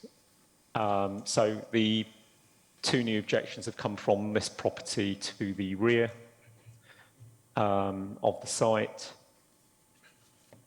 Members are aware that the existing building is currently unoccupied and has been the subject of previous planning applications for various residential related schemes. I advise, obviously, this is all set out on page 40 of the published agenda. The site is not in a conservation area, nor are the buildings statutorily or locally listed. The key issues to consider in this application are obviously the principle of redevelopment, which includes obviously the officer's considerations relating to the merits of including the building on the council's local list or identifying it as a non-designated heritage asset. These points obviously covered on pages 38 and 39, and also those considerations also in the addendum of the senior conservation officer, which is set out on page 43 of the original officer's report. Scale, siting and appearance, trees and landscaping impacts on residential amenities, highways and parking, and impacts on the SAC are also additional issues that have been considered as part of these proposals. I will just jump to the actual proposals here and see. These are the 2-storey replacement dwellings. Side views, these are the garden stroke gym rooms in the rear garden curtilage. These are the layouts, the ground first and the loft floor for all of their limited accommodation.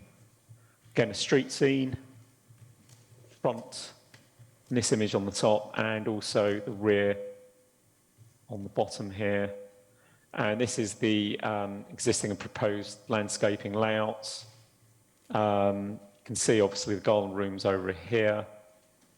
There is a buffer of planting to the rear of those buildings before obviously adjoining or adjacent to the site on Westbury Lane. The principal redevelopment, as will be noted in the actual published agenda, comprising demolition of the buildings, the existing building in situ, and replacement of 2 semi-detached areas makes good and effective use of the existing urban land. Therefore, company meets one of the 3 overarching objectives for achieving sustainable development. With respect to the heritage contribution made by this building, officers clearly demonstrating its detailed assessment that the building demonstrably fails to satisfy the qualifying criteria of authenticity and architectural significance, and therefore cannot be included in the local list or be considered as a non-designated heritage asset. In terms of siting and bulk, mass and appearance, the proposal is well designed and would have an acceptable impact on street scene and neighbouring residential amenities. The proposal includes details of landscaping as shown here, which obviously include these gym stroke garden rooms. The quality of the proposed landscape is generally acceptable, as is the retention of existing treescape. 4 parking spaces have also been provided to the actual front in total for use of the future occupiers of these dwellings.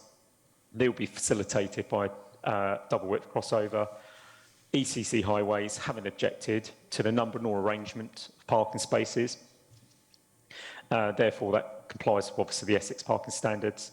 We acknowledge, officers of course acknowledge the existing street lamp and parking enforcement camera may have to come away, although those aren't matters really to be considered as part of this planning application. In fact, it actually sits outside the scope of obviously planning control, sits on the public highway, and therefore their removal will need to be agreed by a separate authority. The impacts on the SAC in terms of the air pollution and potential increased recreational visitor pressure could be mitigated by relevant planning conditions, additional financial contributions secured by 106. Going to leave it there. That is the end of the officer presentation, and be happy to answer any questions members may have in due course. Thank you. Thank you. Could I just ask, could everyone hear that clearly? Yes, you're all happy. Okay, thank you very much. I do have a couple of questions and would like to go back to some of the plans and pictures. However, we do have 2 speakers. The first is Nikki Diallo, who is an objector, and you have 3 minutes. Where is... Hi, can you hear me? Can you hear me? Yes, we can hear you. Okay. Right, good evening. We're the owners and occupiers of 93 Queen's Road, adjacent to the proposed development of 91 Queen's Road. And we're objecting to the planning application for the following reasons. We think that the proposed scheme does not respect the current setting in terms of scale, proportion, siting, massing, bulk, depth, height, and orientation. We independently commissioned chartered surveyors to advise us on the likely daylight sunlight impact of our property in relation to the applicant's previously refused development, which also applies to the current proposed development, which, since they admit that the southerly orientation of the plot affecting our side remains unchanged from their previously refused application. Our chartered surveyor's letter, a copy of which was attached to our planning objection for this application, tells us that the proposed scheme is likely to breach the standards required with respect to BRE 25-degree test in relation to our south-facing kitchen windows, BRE vertical sky component test for daylight in respect to our side kitchen windows and first floor side bedroom window, and the BRE annual probable sunlight hours test in respect of our only south-facing master bedroom window. To date, the applicant has not provided us with a daylight sunlight report showing the likely impact of their proposed development on our property. And I was recently told by planning that they're currently unable to do a site visit in order to determine the impact on our living amenities. In the proposed front elevation, the current open space above the garage and ground floor between my property and the application property will be removed. The distance between boundaries will be substantially decreased. The ground floor extension is too deep, too bulky, and has a very high-pitched roof, all of which are out of scale, proportion, and character with the current setting. If the proposed scheme goes ahead, we'll feel quite enclosed. The ground floor extension has an excessive amount of glazing, which will likely cause our property to suffer from light pollution. 2 5-bedroomed homes instead of 1 is an overdevelopment of the site. Queen's Road, as you will know, has already undergone a lot of development over recent years, and the cumulative impact to local residents of overdevelopment should be considered. There will be up to 4 cars on the driveway where there was once only one, increasing car pollution, which is not good news for asthma sufferers such as myself, nor anyone else. There will be a substantial loss of green space in the garden if the development goes ahead, affecting wildlife and biodiversity. We will lose a Victorian house of keen local interest to the community at large. The house should be renovated to its former condition as it has architectural beauty and is important to the character of Queen's Road. Generally, where there is good development, we are in favour of the resultant economic advantage and increased housing supply. However, this should be considered and weighed against the impact to existing neighbouring properties and the local community at large. Can I So get you to stop there? You've run Yeah. over your 3 minutes, and I think we've got a good idea of your argument there. So Okay, thank you for listening. Thank you. Could everyone hear that? Could I just make clear? Yep. Okay, thank you. Our next speaker is Mr. Biss, who is the applicant's agent and who is with us in the chamber. Here tonight. Yes, good evening. I didn't get all of that, so if I repeat myself, forgive me. So this application proposes the demolition of the existing house at 91 Queen's Road, including all the extensions and the outbuildings. 2 new purpose-built, self-contained family dwellings will replace it. Queen's Road is a highly sustainable location in the centre of Buckhurst Hill. It's a short walk to the shops, to local schools and to public transport. There are modern buildings nearby, but there are also good examples of Victorian and Edwardian architecture. The character of Queen's Road is defined by the variety of styles, and this part of Queen's Road is typified by single-family dwellings with off-street parking and landscape front gardens. To the rear, there are usually generous private gardens. There are houses either side of the plot, and the proposal is for a legitimate urban infill. The existing building is derelict, and it suffered recently from a considerable house fire.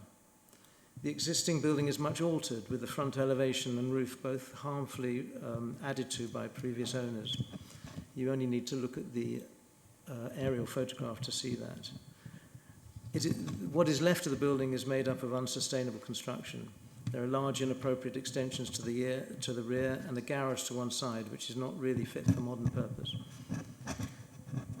The Council Conservation Officer has visited the site and considers the harm to be irreversible. She's reported that the house is a poor example of its type and not worthy of retention. The building is not listed, it's not within a conservation area, and it is not an undesignated heritage asset.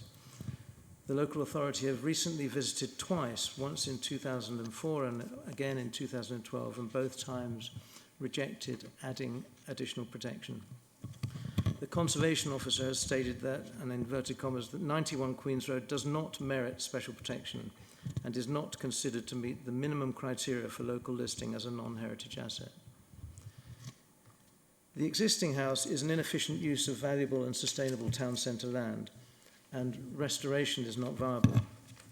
The proposed design seeks to retain and strengthen the character of Queen's Road and to borrow its architectural style from its neighbours, particularly referencing the steep gables and the fenestration. A plaque can be installed to recognise Vernon Robinson, an engineer who lived there briefly in 1923, I think. Reasonable gaps between the neighbours are respected, and when completed, the building will appear as a part of the historic street scene. TPO trees will be retained. Internally, the house will be modern and will reflect contemporary living standards. The construction will be energy efficient and will improve on modern building regulations. There's an opportunity for air source heat pumps, solar panels, and electric charging. Compliant off-street parking is provided. The rear gardens will be sunny and private, and the garden rooms will assist home working. It is submitted that this proposal will both preserve and enhance the character of Queen's Road and will provide additional windfall housing in a highly sustainable location. The proposal is compliant with current policy, emerging policy, and the NPPF. I have to stop you there, Mr. Biss. Thank you very much indeed. I'm done. Thank you. You timed it fairly well, but you just ran over a bit. Can I, just before we start, say, is it possible to get some of the pictures back? I would like to see there were the drawings of the front elevation, if that's possible. That's the existing building. which is, we can see the condition of it, then that is the new elevation of what is going in. And there was a picture of a block of flats. Sorry, the block. There was a block of modern block of flats there was a picture of. I take it that's somewhere in the area? No, yeah. Oh, sorry, here that's we it. are. Yeah. So these on the opposite side of the application site. Right. Just demonstrating the mix of Yeah. house types we have along here. No, I think that's very useful. You've got what looks like, yes, another big house and a block of quite different flats. Okay, thank you. Members, the recommendation is to refuse. Who would like to start? Who put the hand up first? Councillor Pond? No? Councillor Williamson. Okay. Thank you, Chair. As one of the ward councillors, right. I'd like to speak. I've made my thoughts clear all the way through on the previous meetings that I can see no real heritage asset when I go past this building. We've got louver windows on the side, we've got glass blocks around the front door, PVC fascias, an up and over garage door. I can see no merit in the building whatsoever. It is past its time. The buildings adjacent to it have been really sympathetically done and looked after. This has been so far changed from its original that I think we are straying into really strange lands. The submission from some of the other councillors states that it would probably have had ground floor windows to match those on the upper floor and a portico around the door case. It may well have done, it certainly doesn't have now. I can see no merit in this building whatsoever, and whether the engineer lived there briefly or lived there for 10 years, 20 years, he doesn't live there now. I'm quite happy that we have a blue plaque that designates that he did live there for some period. The sunlight, daylight, we have these reports. As a chartered surveyor, I find it quite difficult because some surveyors, when you're paid a fee, you try and help your client. So we've got the officers saying it doesn't affect dramatically. Every building affects sunlight and daylight. I can see no merit in this, and I would very much happily vote for this being granted and not refused. Thank you. Thank you. Councillor Pond is next. Yes? Yes. Councillor Pond. Yes, thank you. Councillor Williamson and I disagree about this, but I think, first of all, on a point of order that I raised at the beginning of the meeting, but you've acknowledged it, Chairman, so it may not be crucial, it was refused by Plan South, and a number of members stood as a minority reference. So it was not deferred to this committee. The second point, the more important point, I'm sure, is that this is probably the oldest building in Queen's Road. It has been altered, but it has been altered before the Planning Act, and I believe that the alterations by Buckhurst Hills, a main and most renowned architect, to make it more suited to what was acceptable in 1913 or whatever, are part of the history of the building, and that is covered by our policy on listing and locally listing. I believe the committee has been totally misdirected by the conservation officer. I think the statement that it demonstrably fails to satisfy the qualifying criteria of authenticity, etc., paragraph 6 on page 39 is plain wrong. The fact that the building has been allowed to become semi-derelict is covered in all the planning guidance relating to heritage assets, and that should not be a factor.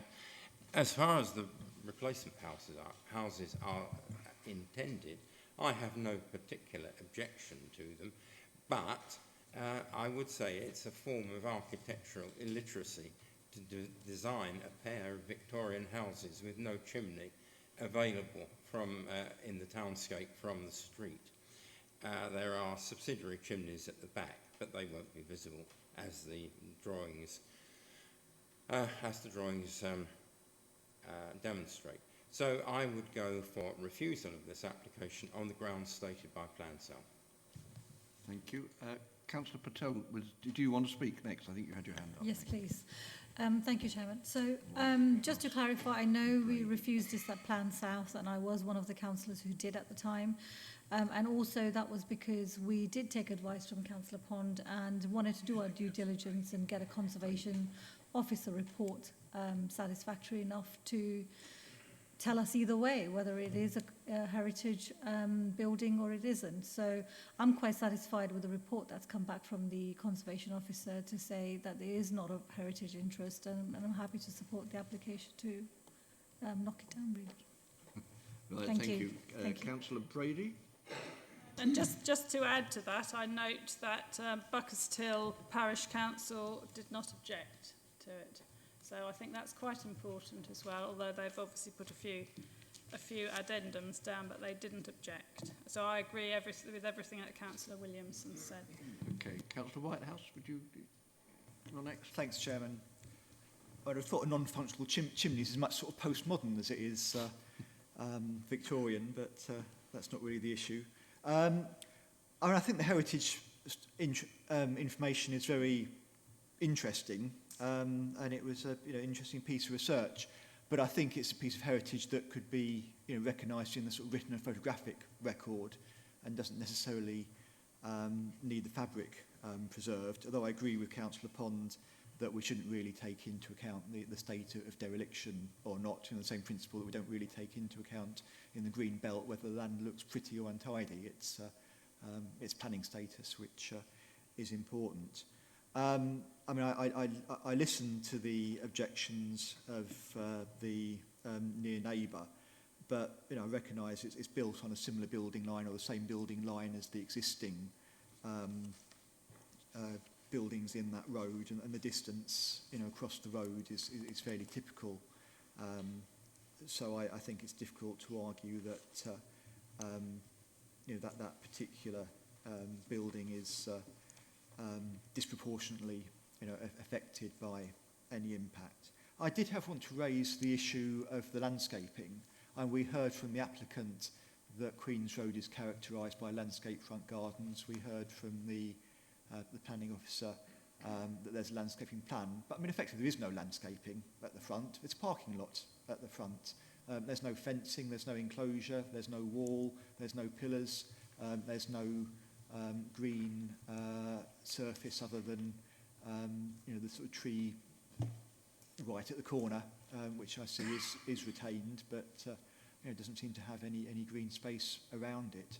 And that is detrimental to the character of the area. And the issue is, of course, that even if you condition that at building, there's nothing to stop people then going ahead and covering the front of their garden in paving, as we've seen elsewhere. It also, of course, leads to loss of street parking. You've got double width curbs. I mean, there's more curb than there's more drop curb than actual curb along parts of along that bit of Queen's Road, if this is agreed. But I suspect that's not a sufficient reason to outweigh the reasons in favour. But I do think it's an issue that is adversely affecting the character of our towns. Okay. Yes, Councillor Kaufman. Thank you, Mr. Chairman. I'm not sure if I'm the only one, but it seems to be particularly airless in here tonight, and why they make us suffer in this sealed room, I've got no idea. And they could put the air conditioning. Perhaps we're trying to save on electricity by turning the air conditioning off. And kill 20 councillors at the same time. I shall know it's getting too hot when I see more than half of you have nodded off. Okay. So I think the design is working very hard. They're quite elegant. It's an elegant proposition. It's having to work very hard. Like two of the three bathrooms are internal bathrooms in each property. They haven't even got a window. That's how hard this is having to work. So these are really being squeezed in. I understand people have got to work hard. This is a sustainable area.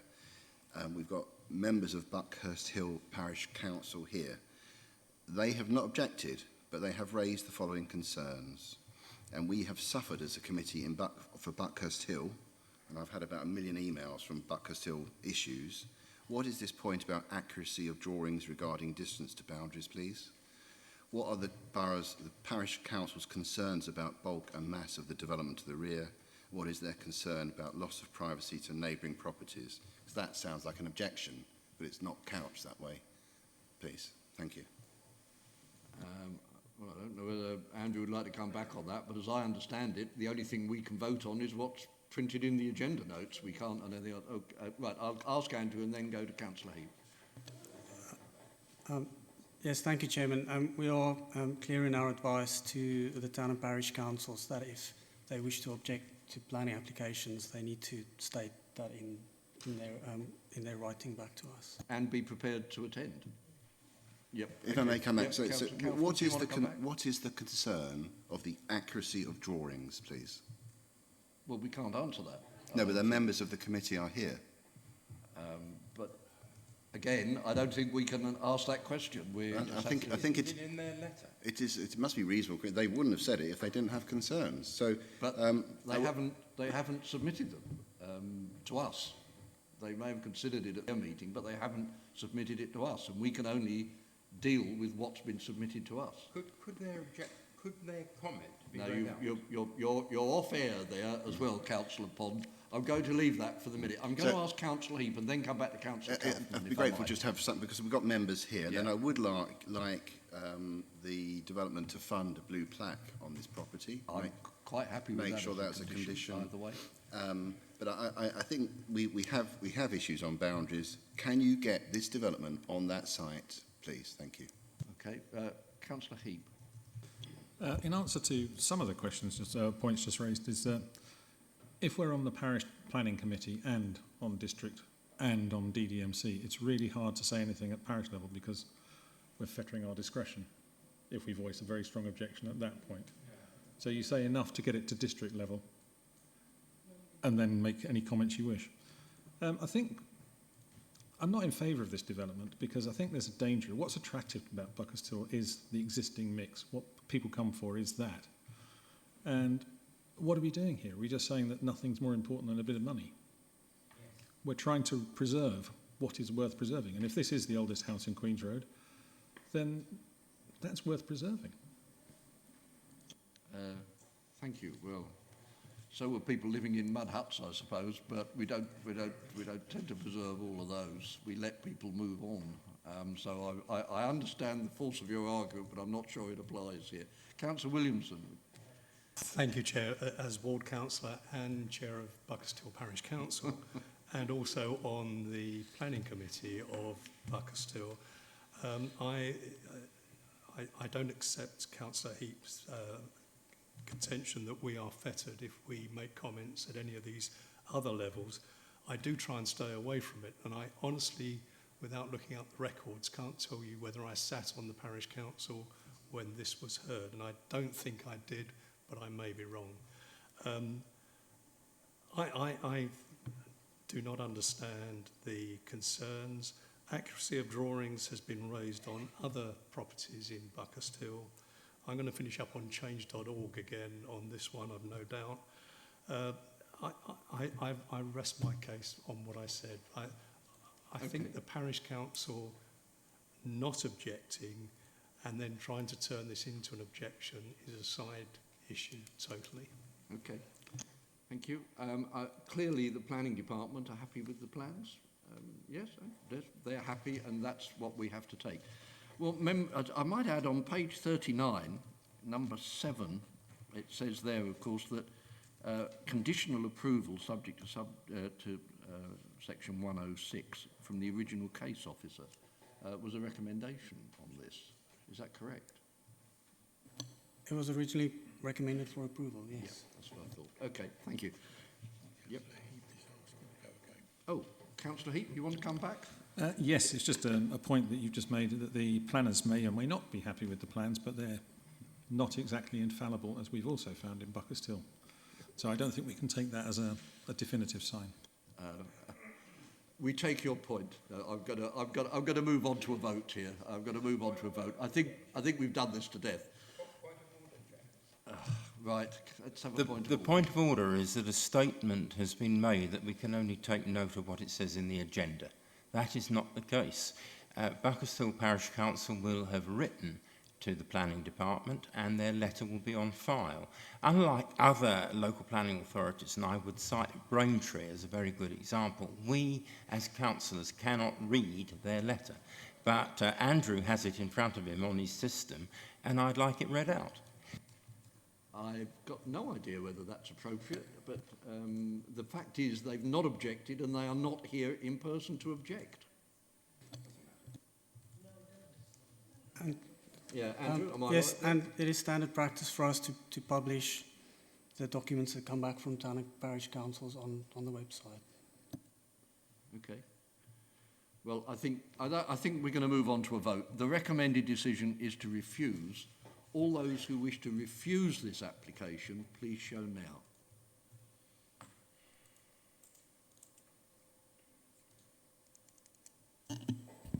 For, Chairman.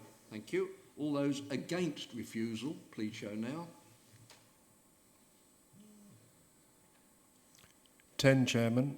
We must And have an abstention abstentions. somewhere. Is an abstention? Perhaps not. Perhaps we can't add up. Do we now need a proposal to grant permission? Yes, Chairman. Okay, can I have a proposer, please? Councillor Williamson and a seconder, Councillor Patel. All those in favour of granting permission, please show.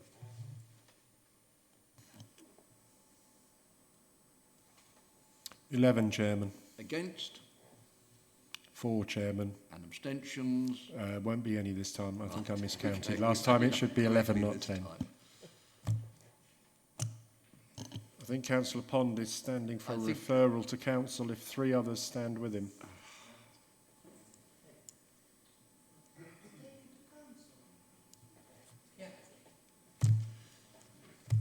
Given, Chairman, the inaccuracy of the advice you've been given. I understand the point. Okay, I understand the point, but we do not have poor people standing, therefore it will not be passed to full council. Let us move on to number 12, which is application 031322, land and garage adjacent to the Traveller's Friend car park.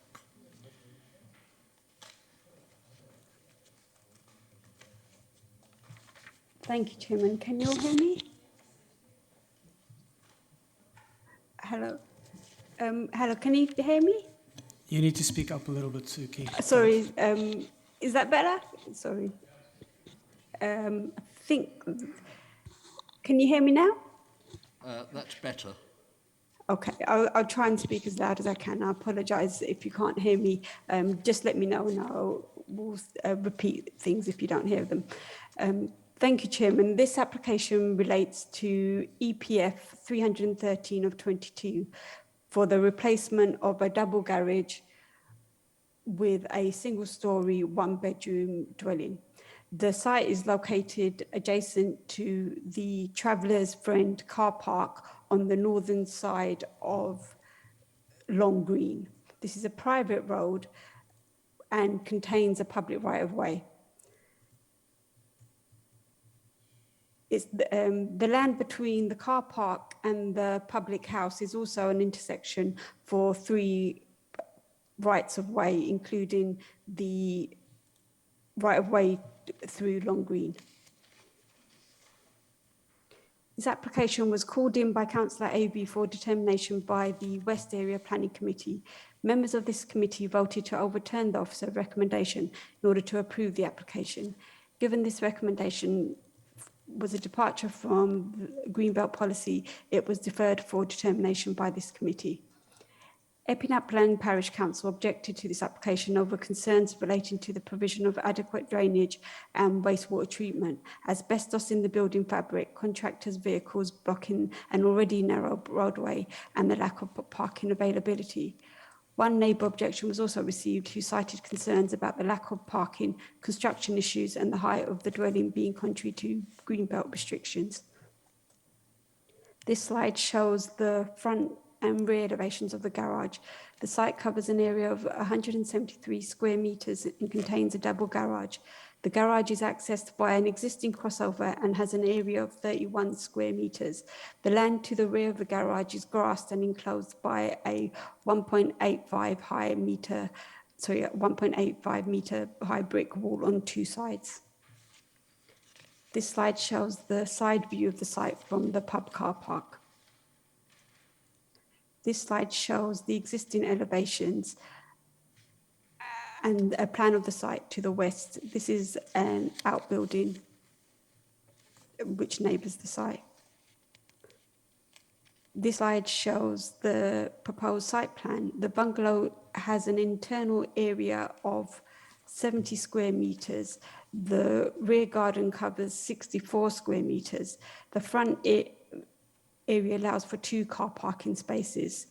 The land on the site is considered to be previously developed.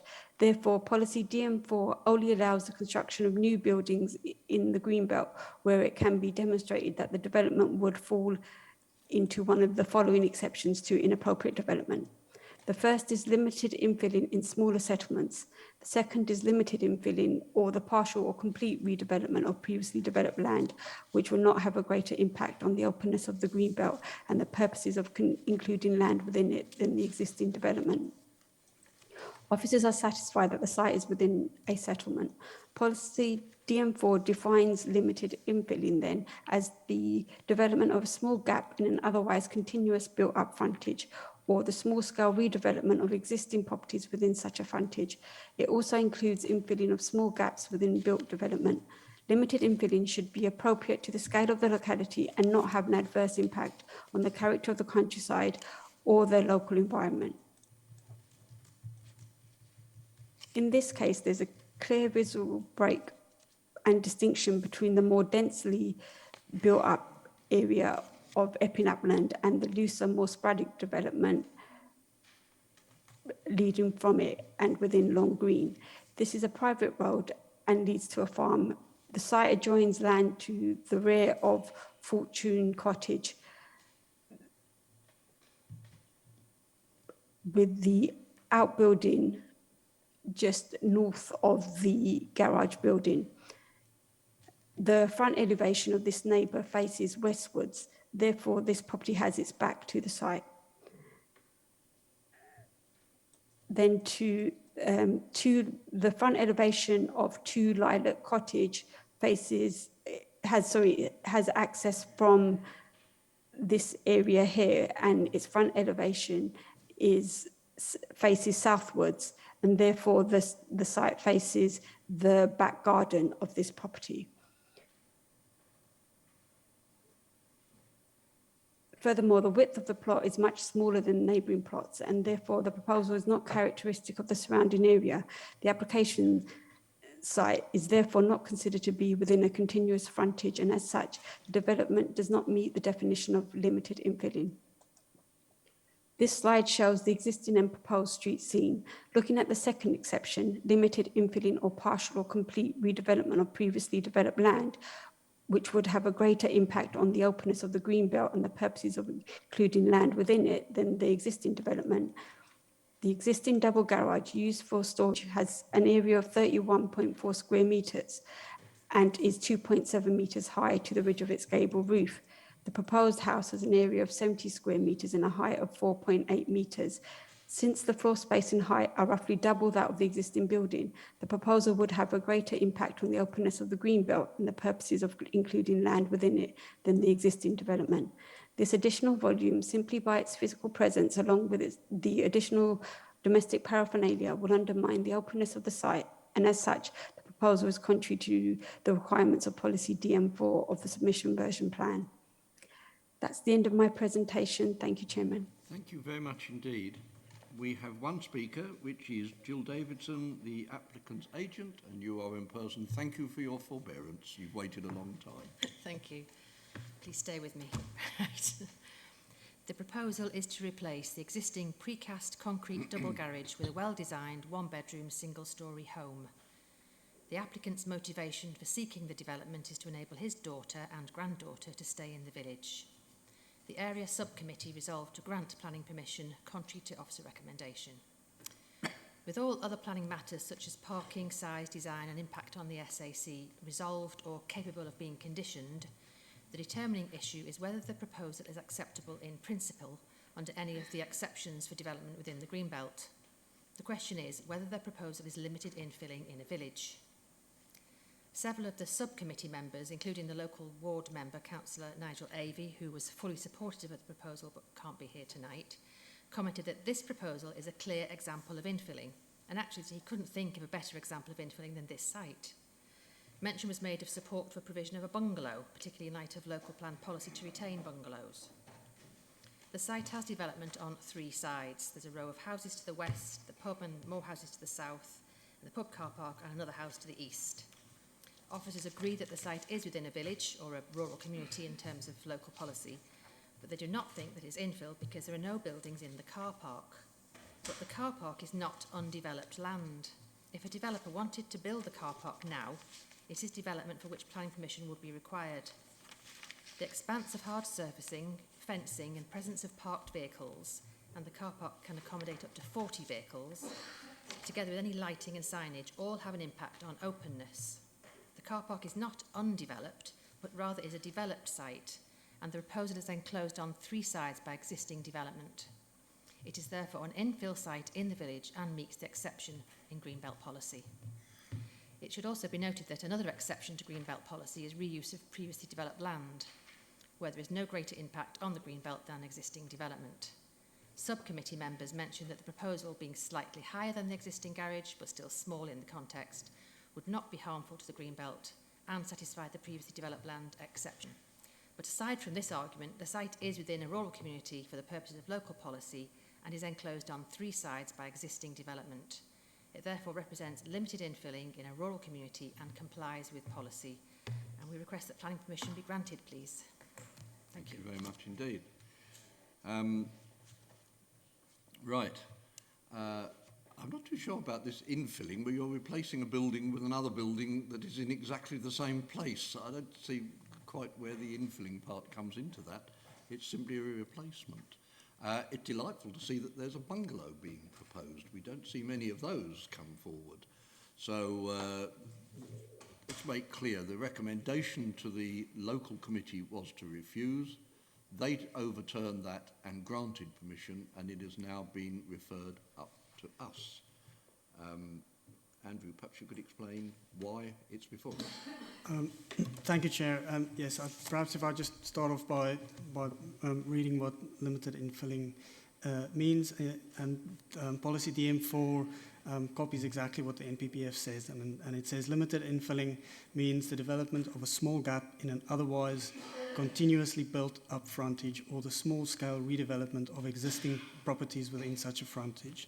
So officer advice on the night was this is clearly in the officer's opinion, not limited infilling in a village. So the correct test to look at then is the second exception, which is previously developed land, and members therefore have to, in our opinion, make an assessment of whether you consider if it is previously developed land, which it is, whether the development currently being proposed will have a greater impact on the openness of the Greenbelt. Thank you very much. I'll come back to my same point. I don't find difficulty in seeing how, if you're putting one building in another building within the same walls, the same surroundings, how it can be considered to be not infill. Matthews. Councillor Matthews. I'm sorry, I think he was first. Thank you, Chair. I'd just like to point out that at Plans West it was actually unanimous among members that this should be, this planning application should be approved, and the bone of contention at that meeting was all about the definition of the infill, and obviously, as we've just heard, the planning officers believe that it does not classify as infill, but all the members within Plans West, and I would re-stress my points tonight, that for me it's clearly infill. We have a building, if we look at the plan that is in front of us on our agenda, you can see a building to the left, to the right and to the front, and there's a huge car park next to it. If that doesn't constitute to infill, I really don't understand what does. So yeah, for me this is we made the decision at Plans West, we debated it, we decided that that was the way forward to approve the plans. The officers obviously disagreed with that opinion, and now it's been escalated to this committee, but we're going to have the same discussion again. So I'll just reiterate the point that for me it is a clear definition of infilling. So Thank you. Thank you. Councillor Kane, did you want to speak? And then Councillor Williams. Councillor Matthews has said everything I was going to say, and the fact that the building, it is going to be a bungalow and it is not an enormous building, and next to it is a car park as well. Okay. So thank you. Councillor Williamson. I hope I can cut through this. Thank you, Chair. My understanding of the discussion we've just had and the presentation we've just had is that our officers are saying it's not limited development in the Greenbelt, but they accept that it is previously developed land in the Greenbelt, and that does not have a more harmful effect on the Greenbelt. If we're into technicalities of which it is and which it isn't, I'm quite prepared to take the officer's recommendation that it is previously developed land and has no further impact on the Greenbelt, and just drop the limited infill because we are going round and round in circles on it. It is previously developed land in the Greenbelt. Thank you. Thank you very much. Other councillors? Yeah, Councillor Brady and then Councillor Whitehouse. Yes, well, I think this looks to be very strange. I think it's an ordinary garage, what looks to be like a prefabricated garage to me, of which there must be thousands, tens of thousands of these all over the countryside. So are we now saying that a prefabricated garage like this can then be turned into a residential place? To me, it's on a very, very tight piece of land here, and I would suspect that the standard of accommodation in this bungalow would be very low. I don't know if it would meet correct standards, really, because this is a garage. They're planning on obviously doubling the size from what was a garage. The garage presumably never needed any planning permission whatsoever in the first place, in common with tens of thousands of such garages in and around the Greenbelt. So I'm just a bit nervous here that this might set a precedent, and I also don't see that a car park next door constitutes development. A car park is a car park. It's just a hardened area. It's not the same as buildings, so there we go. So, yeah, once again, I seem to find myself at odds with some of my other fellow councillors, but this just makes me a little nervous that we seem very keen to suddenly allow an ordinary old concrete prefabricated garage to perhaps gain permission for residential. Thank you. Thank you. Oh, and one more thing, and the parish council object to it. Again, important, the parish council object. Right, thank you. I must admit the construction of the garage, to my mind, has got nothing to do with it. It's the area that is currently the garage and the area that will be the bungalow. Right, Councillor Whitehouse? Yeah, no, we were discussing filling at Area East as well, but I'm surprised at the conclusion West have reached. I mean, infilling means infilling between buildings. It doesn't mean infilling between bits of land. There's lots of sorts of previously developed land which are open land, and particularly in the Green Belt. So it's the openness of the land which matters. And we heard built up. I mean, a car park is not a built up area, it's just a developed area. So, you know, I think there is just misinterpretation there of what infilling means. And there's a very good example of infilling actually on the other side of the main road there, where it used to be a little paddock between two houses, you know, about a house-sized paddock between two houses, and a house was put in there between the two houses. In this case, you don't have the continuous built-up frontage that you would do if infilling was to be relevant. But yes, because it's a garage there, it is previously developed land, so the issue seems to be to me more, does it have a greater impact on the openness and character of the Green Belt? than the existing garage. And I was trying to look for dimensions here and didn't quite see that. Or did, well, just to save time, I just wonder if Mr. Marks or one of the officers could just clarify the difference in dimensions and volume between the two buildings. Yeah, unfortunately my computer has just died, but I do have the drawings that I've printed off for the last committee. So the garage at the moment is 2.7 metres high and 5.5 metres it looks like, and the new building is almost double the height and it's almost double the depth. Sorry, I did come back on there. The plans didn't show it being double the height. It was higher, but I didn't think it was double the height. I must admit, I'm sorry that your computer has crashed. No, I can. These drawings are scaled, so I can actually have a quick look. Yes, Councillor Heath. Sorry, I should get it right eventually. Thank you, Mr. Chairman. Just going back to it, we seem to be going back to this infill bit, but in the second paragraph on page 64, it actually states the description of the site.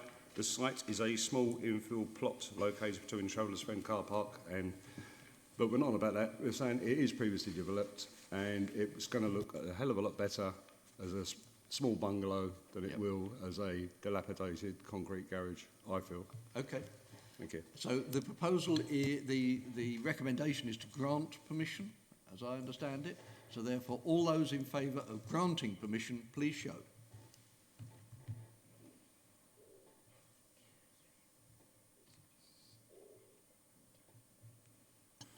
(11) Chairman. Against? 2 Chairman. And abstentions? 2 Chairman. In which case, planning permission is granted. We'll now move on to our last item of the evening, number 13. And I believe here Councillor Matthews will have to retire at this point. The application is 0916/22, Sumner's Farm, Epping Road, Epping Upland. And that's pages 77 to 84 of your agenda notes. Thank you, Chair. Item 13 relates to Sumner's Farm in Epping Upland. The proposal is for extensions to the residential dwelling. The application is purely before members, as it's been made by an elected member of the council. So here we have the location plan. So we have the application site outlined in red and the wider farm complex outlined in blue. Here's an aerial view. So the residential dwelling is located over here, and the rest of the farm here. Here's an existing elevation plan. And here we have a proposed elevation plan.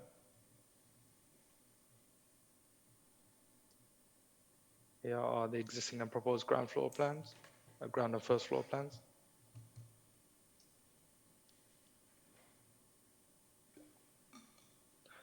Here's an existing and proposed roof plan. Here's a current image of the front elevation. Here's an image of the rear elevation. And over here we have a CGI of the front elevation. So you can see the proposed end design provides some symmetry to the original dwelling. And here's the CGI of the rear elevation. The merits of the scheme are set out within the agenda, and officers are recommending granting conditional planning permission. Thank you. Over to members. Thank you very much. We have no speakers on this one. So, councillors, who would like to start? Oh, that's better. Right, we can go. Oh, no. Councillor White. Sorry, it's just the usual question we quite often get with these things about the curtilage of the building and sort of curtilage of the development. is that defined, you know, the thing about encroaching paraphernalia into the green belt and so forth. I mean, there's a landscaping condition I see. I mean, what we want to avoid is sort of suburbanisation of the site, I imagine. Right. I take your point. I think it'd be a bit difficult to suburbanise this site, standing on its own in a field somewhere, but I take your point. I don't know whether the councillors are worried by this particular aspect, but it is, I take it, covered by the conditions that we put on it and by the plan. Are you happy with that, Andrew? Yes, and it's an existing dwelling, obviously. Yeah. Okay. In which case, let's go to the vote. All those who wish to grant planning permission, please show.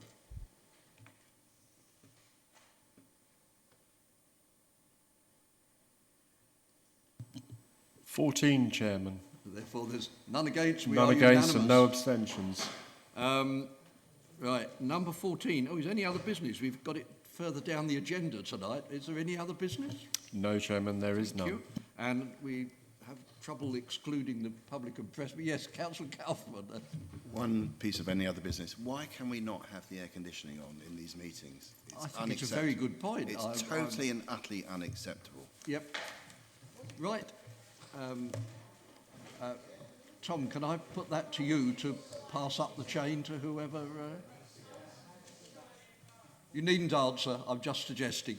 Right, members, can I just thank you? This has been a long meeting. We had a very difficult first application and you've handled, if I might say so, with humour, yes, and aplomb. And you weren't playing to the gallery, no matter how many people were applauding at the time. So thank you very much. I close the meeting at 9:35. Thank you, Chairman. Initially, each patient signed those minutes, Chairman. Sorry?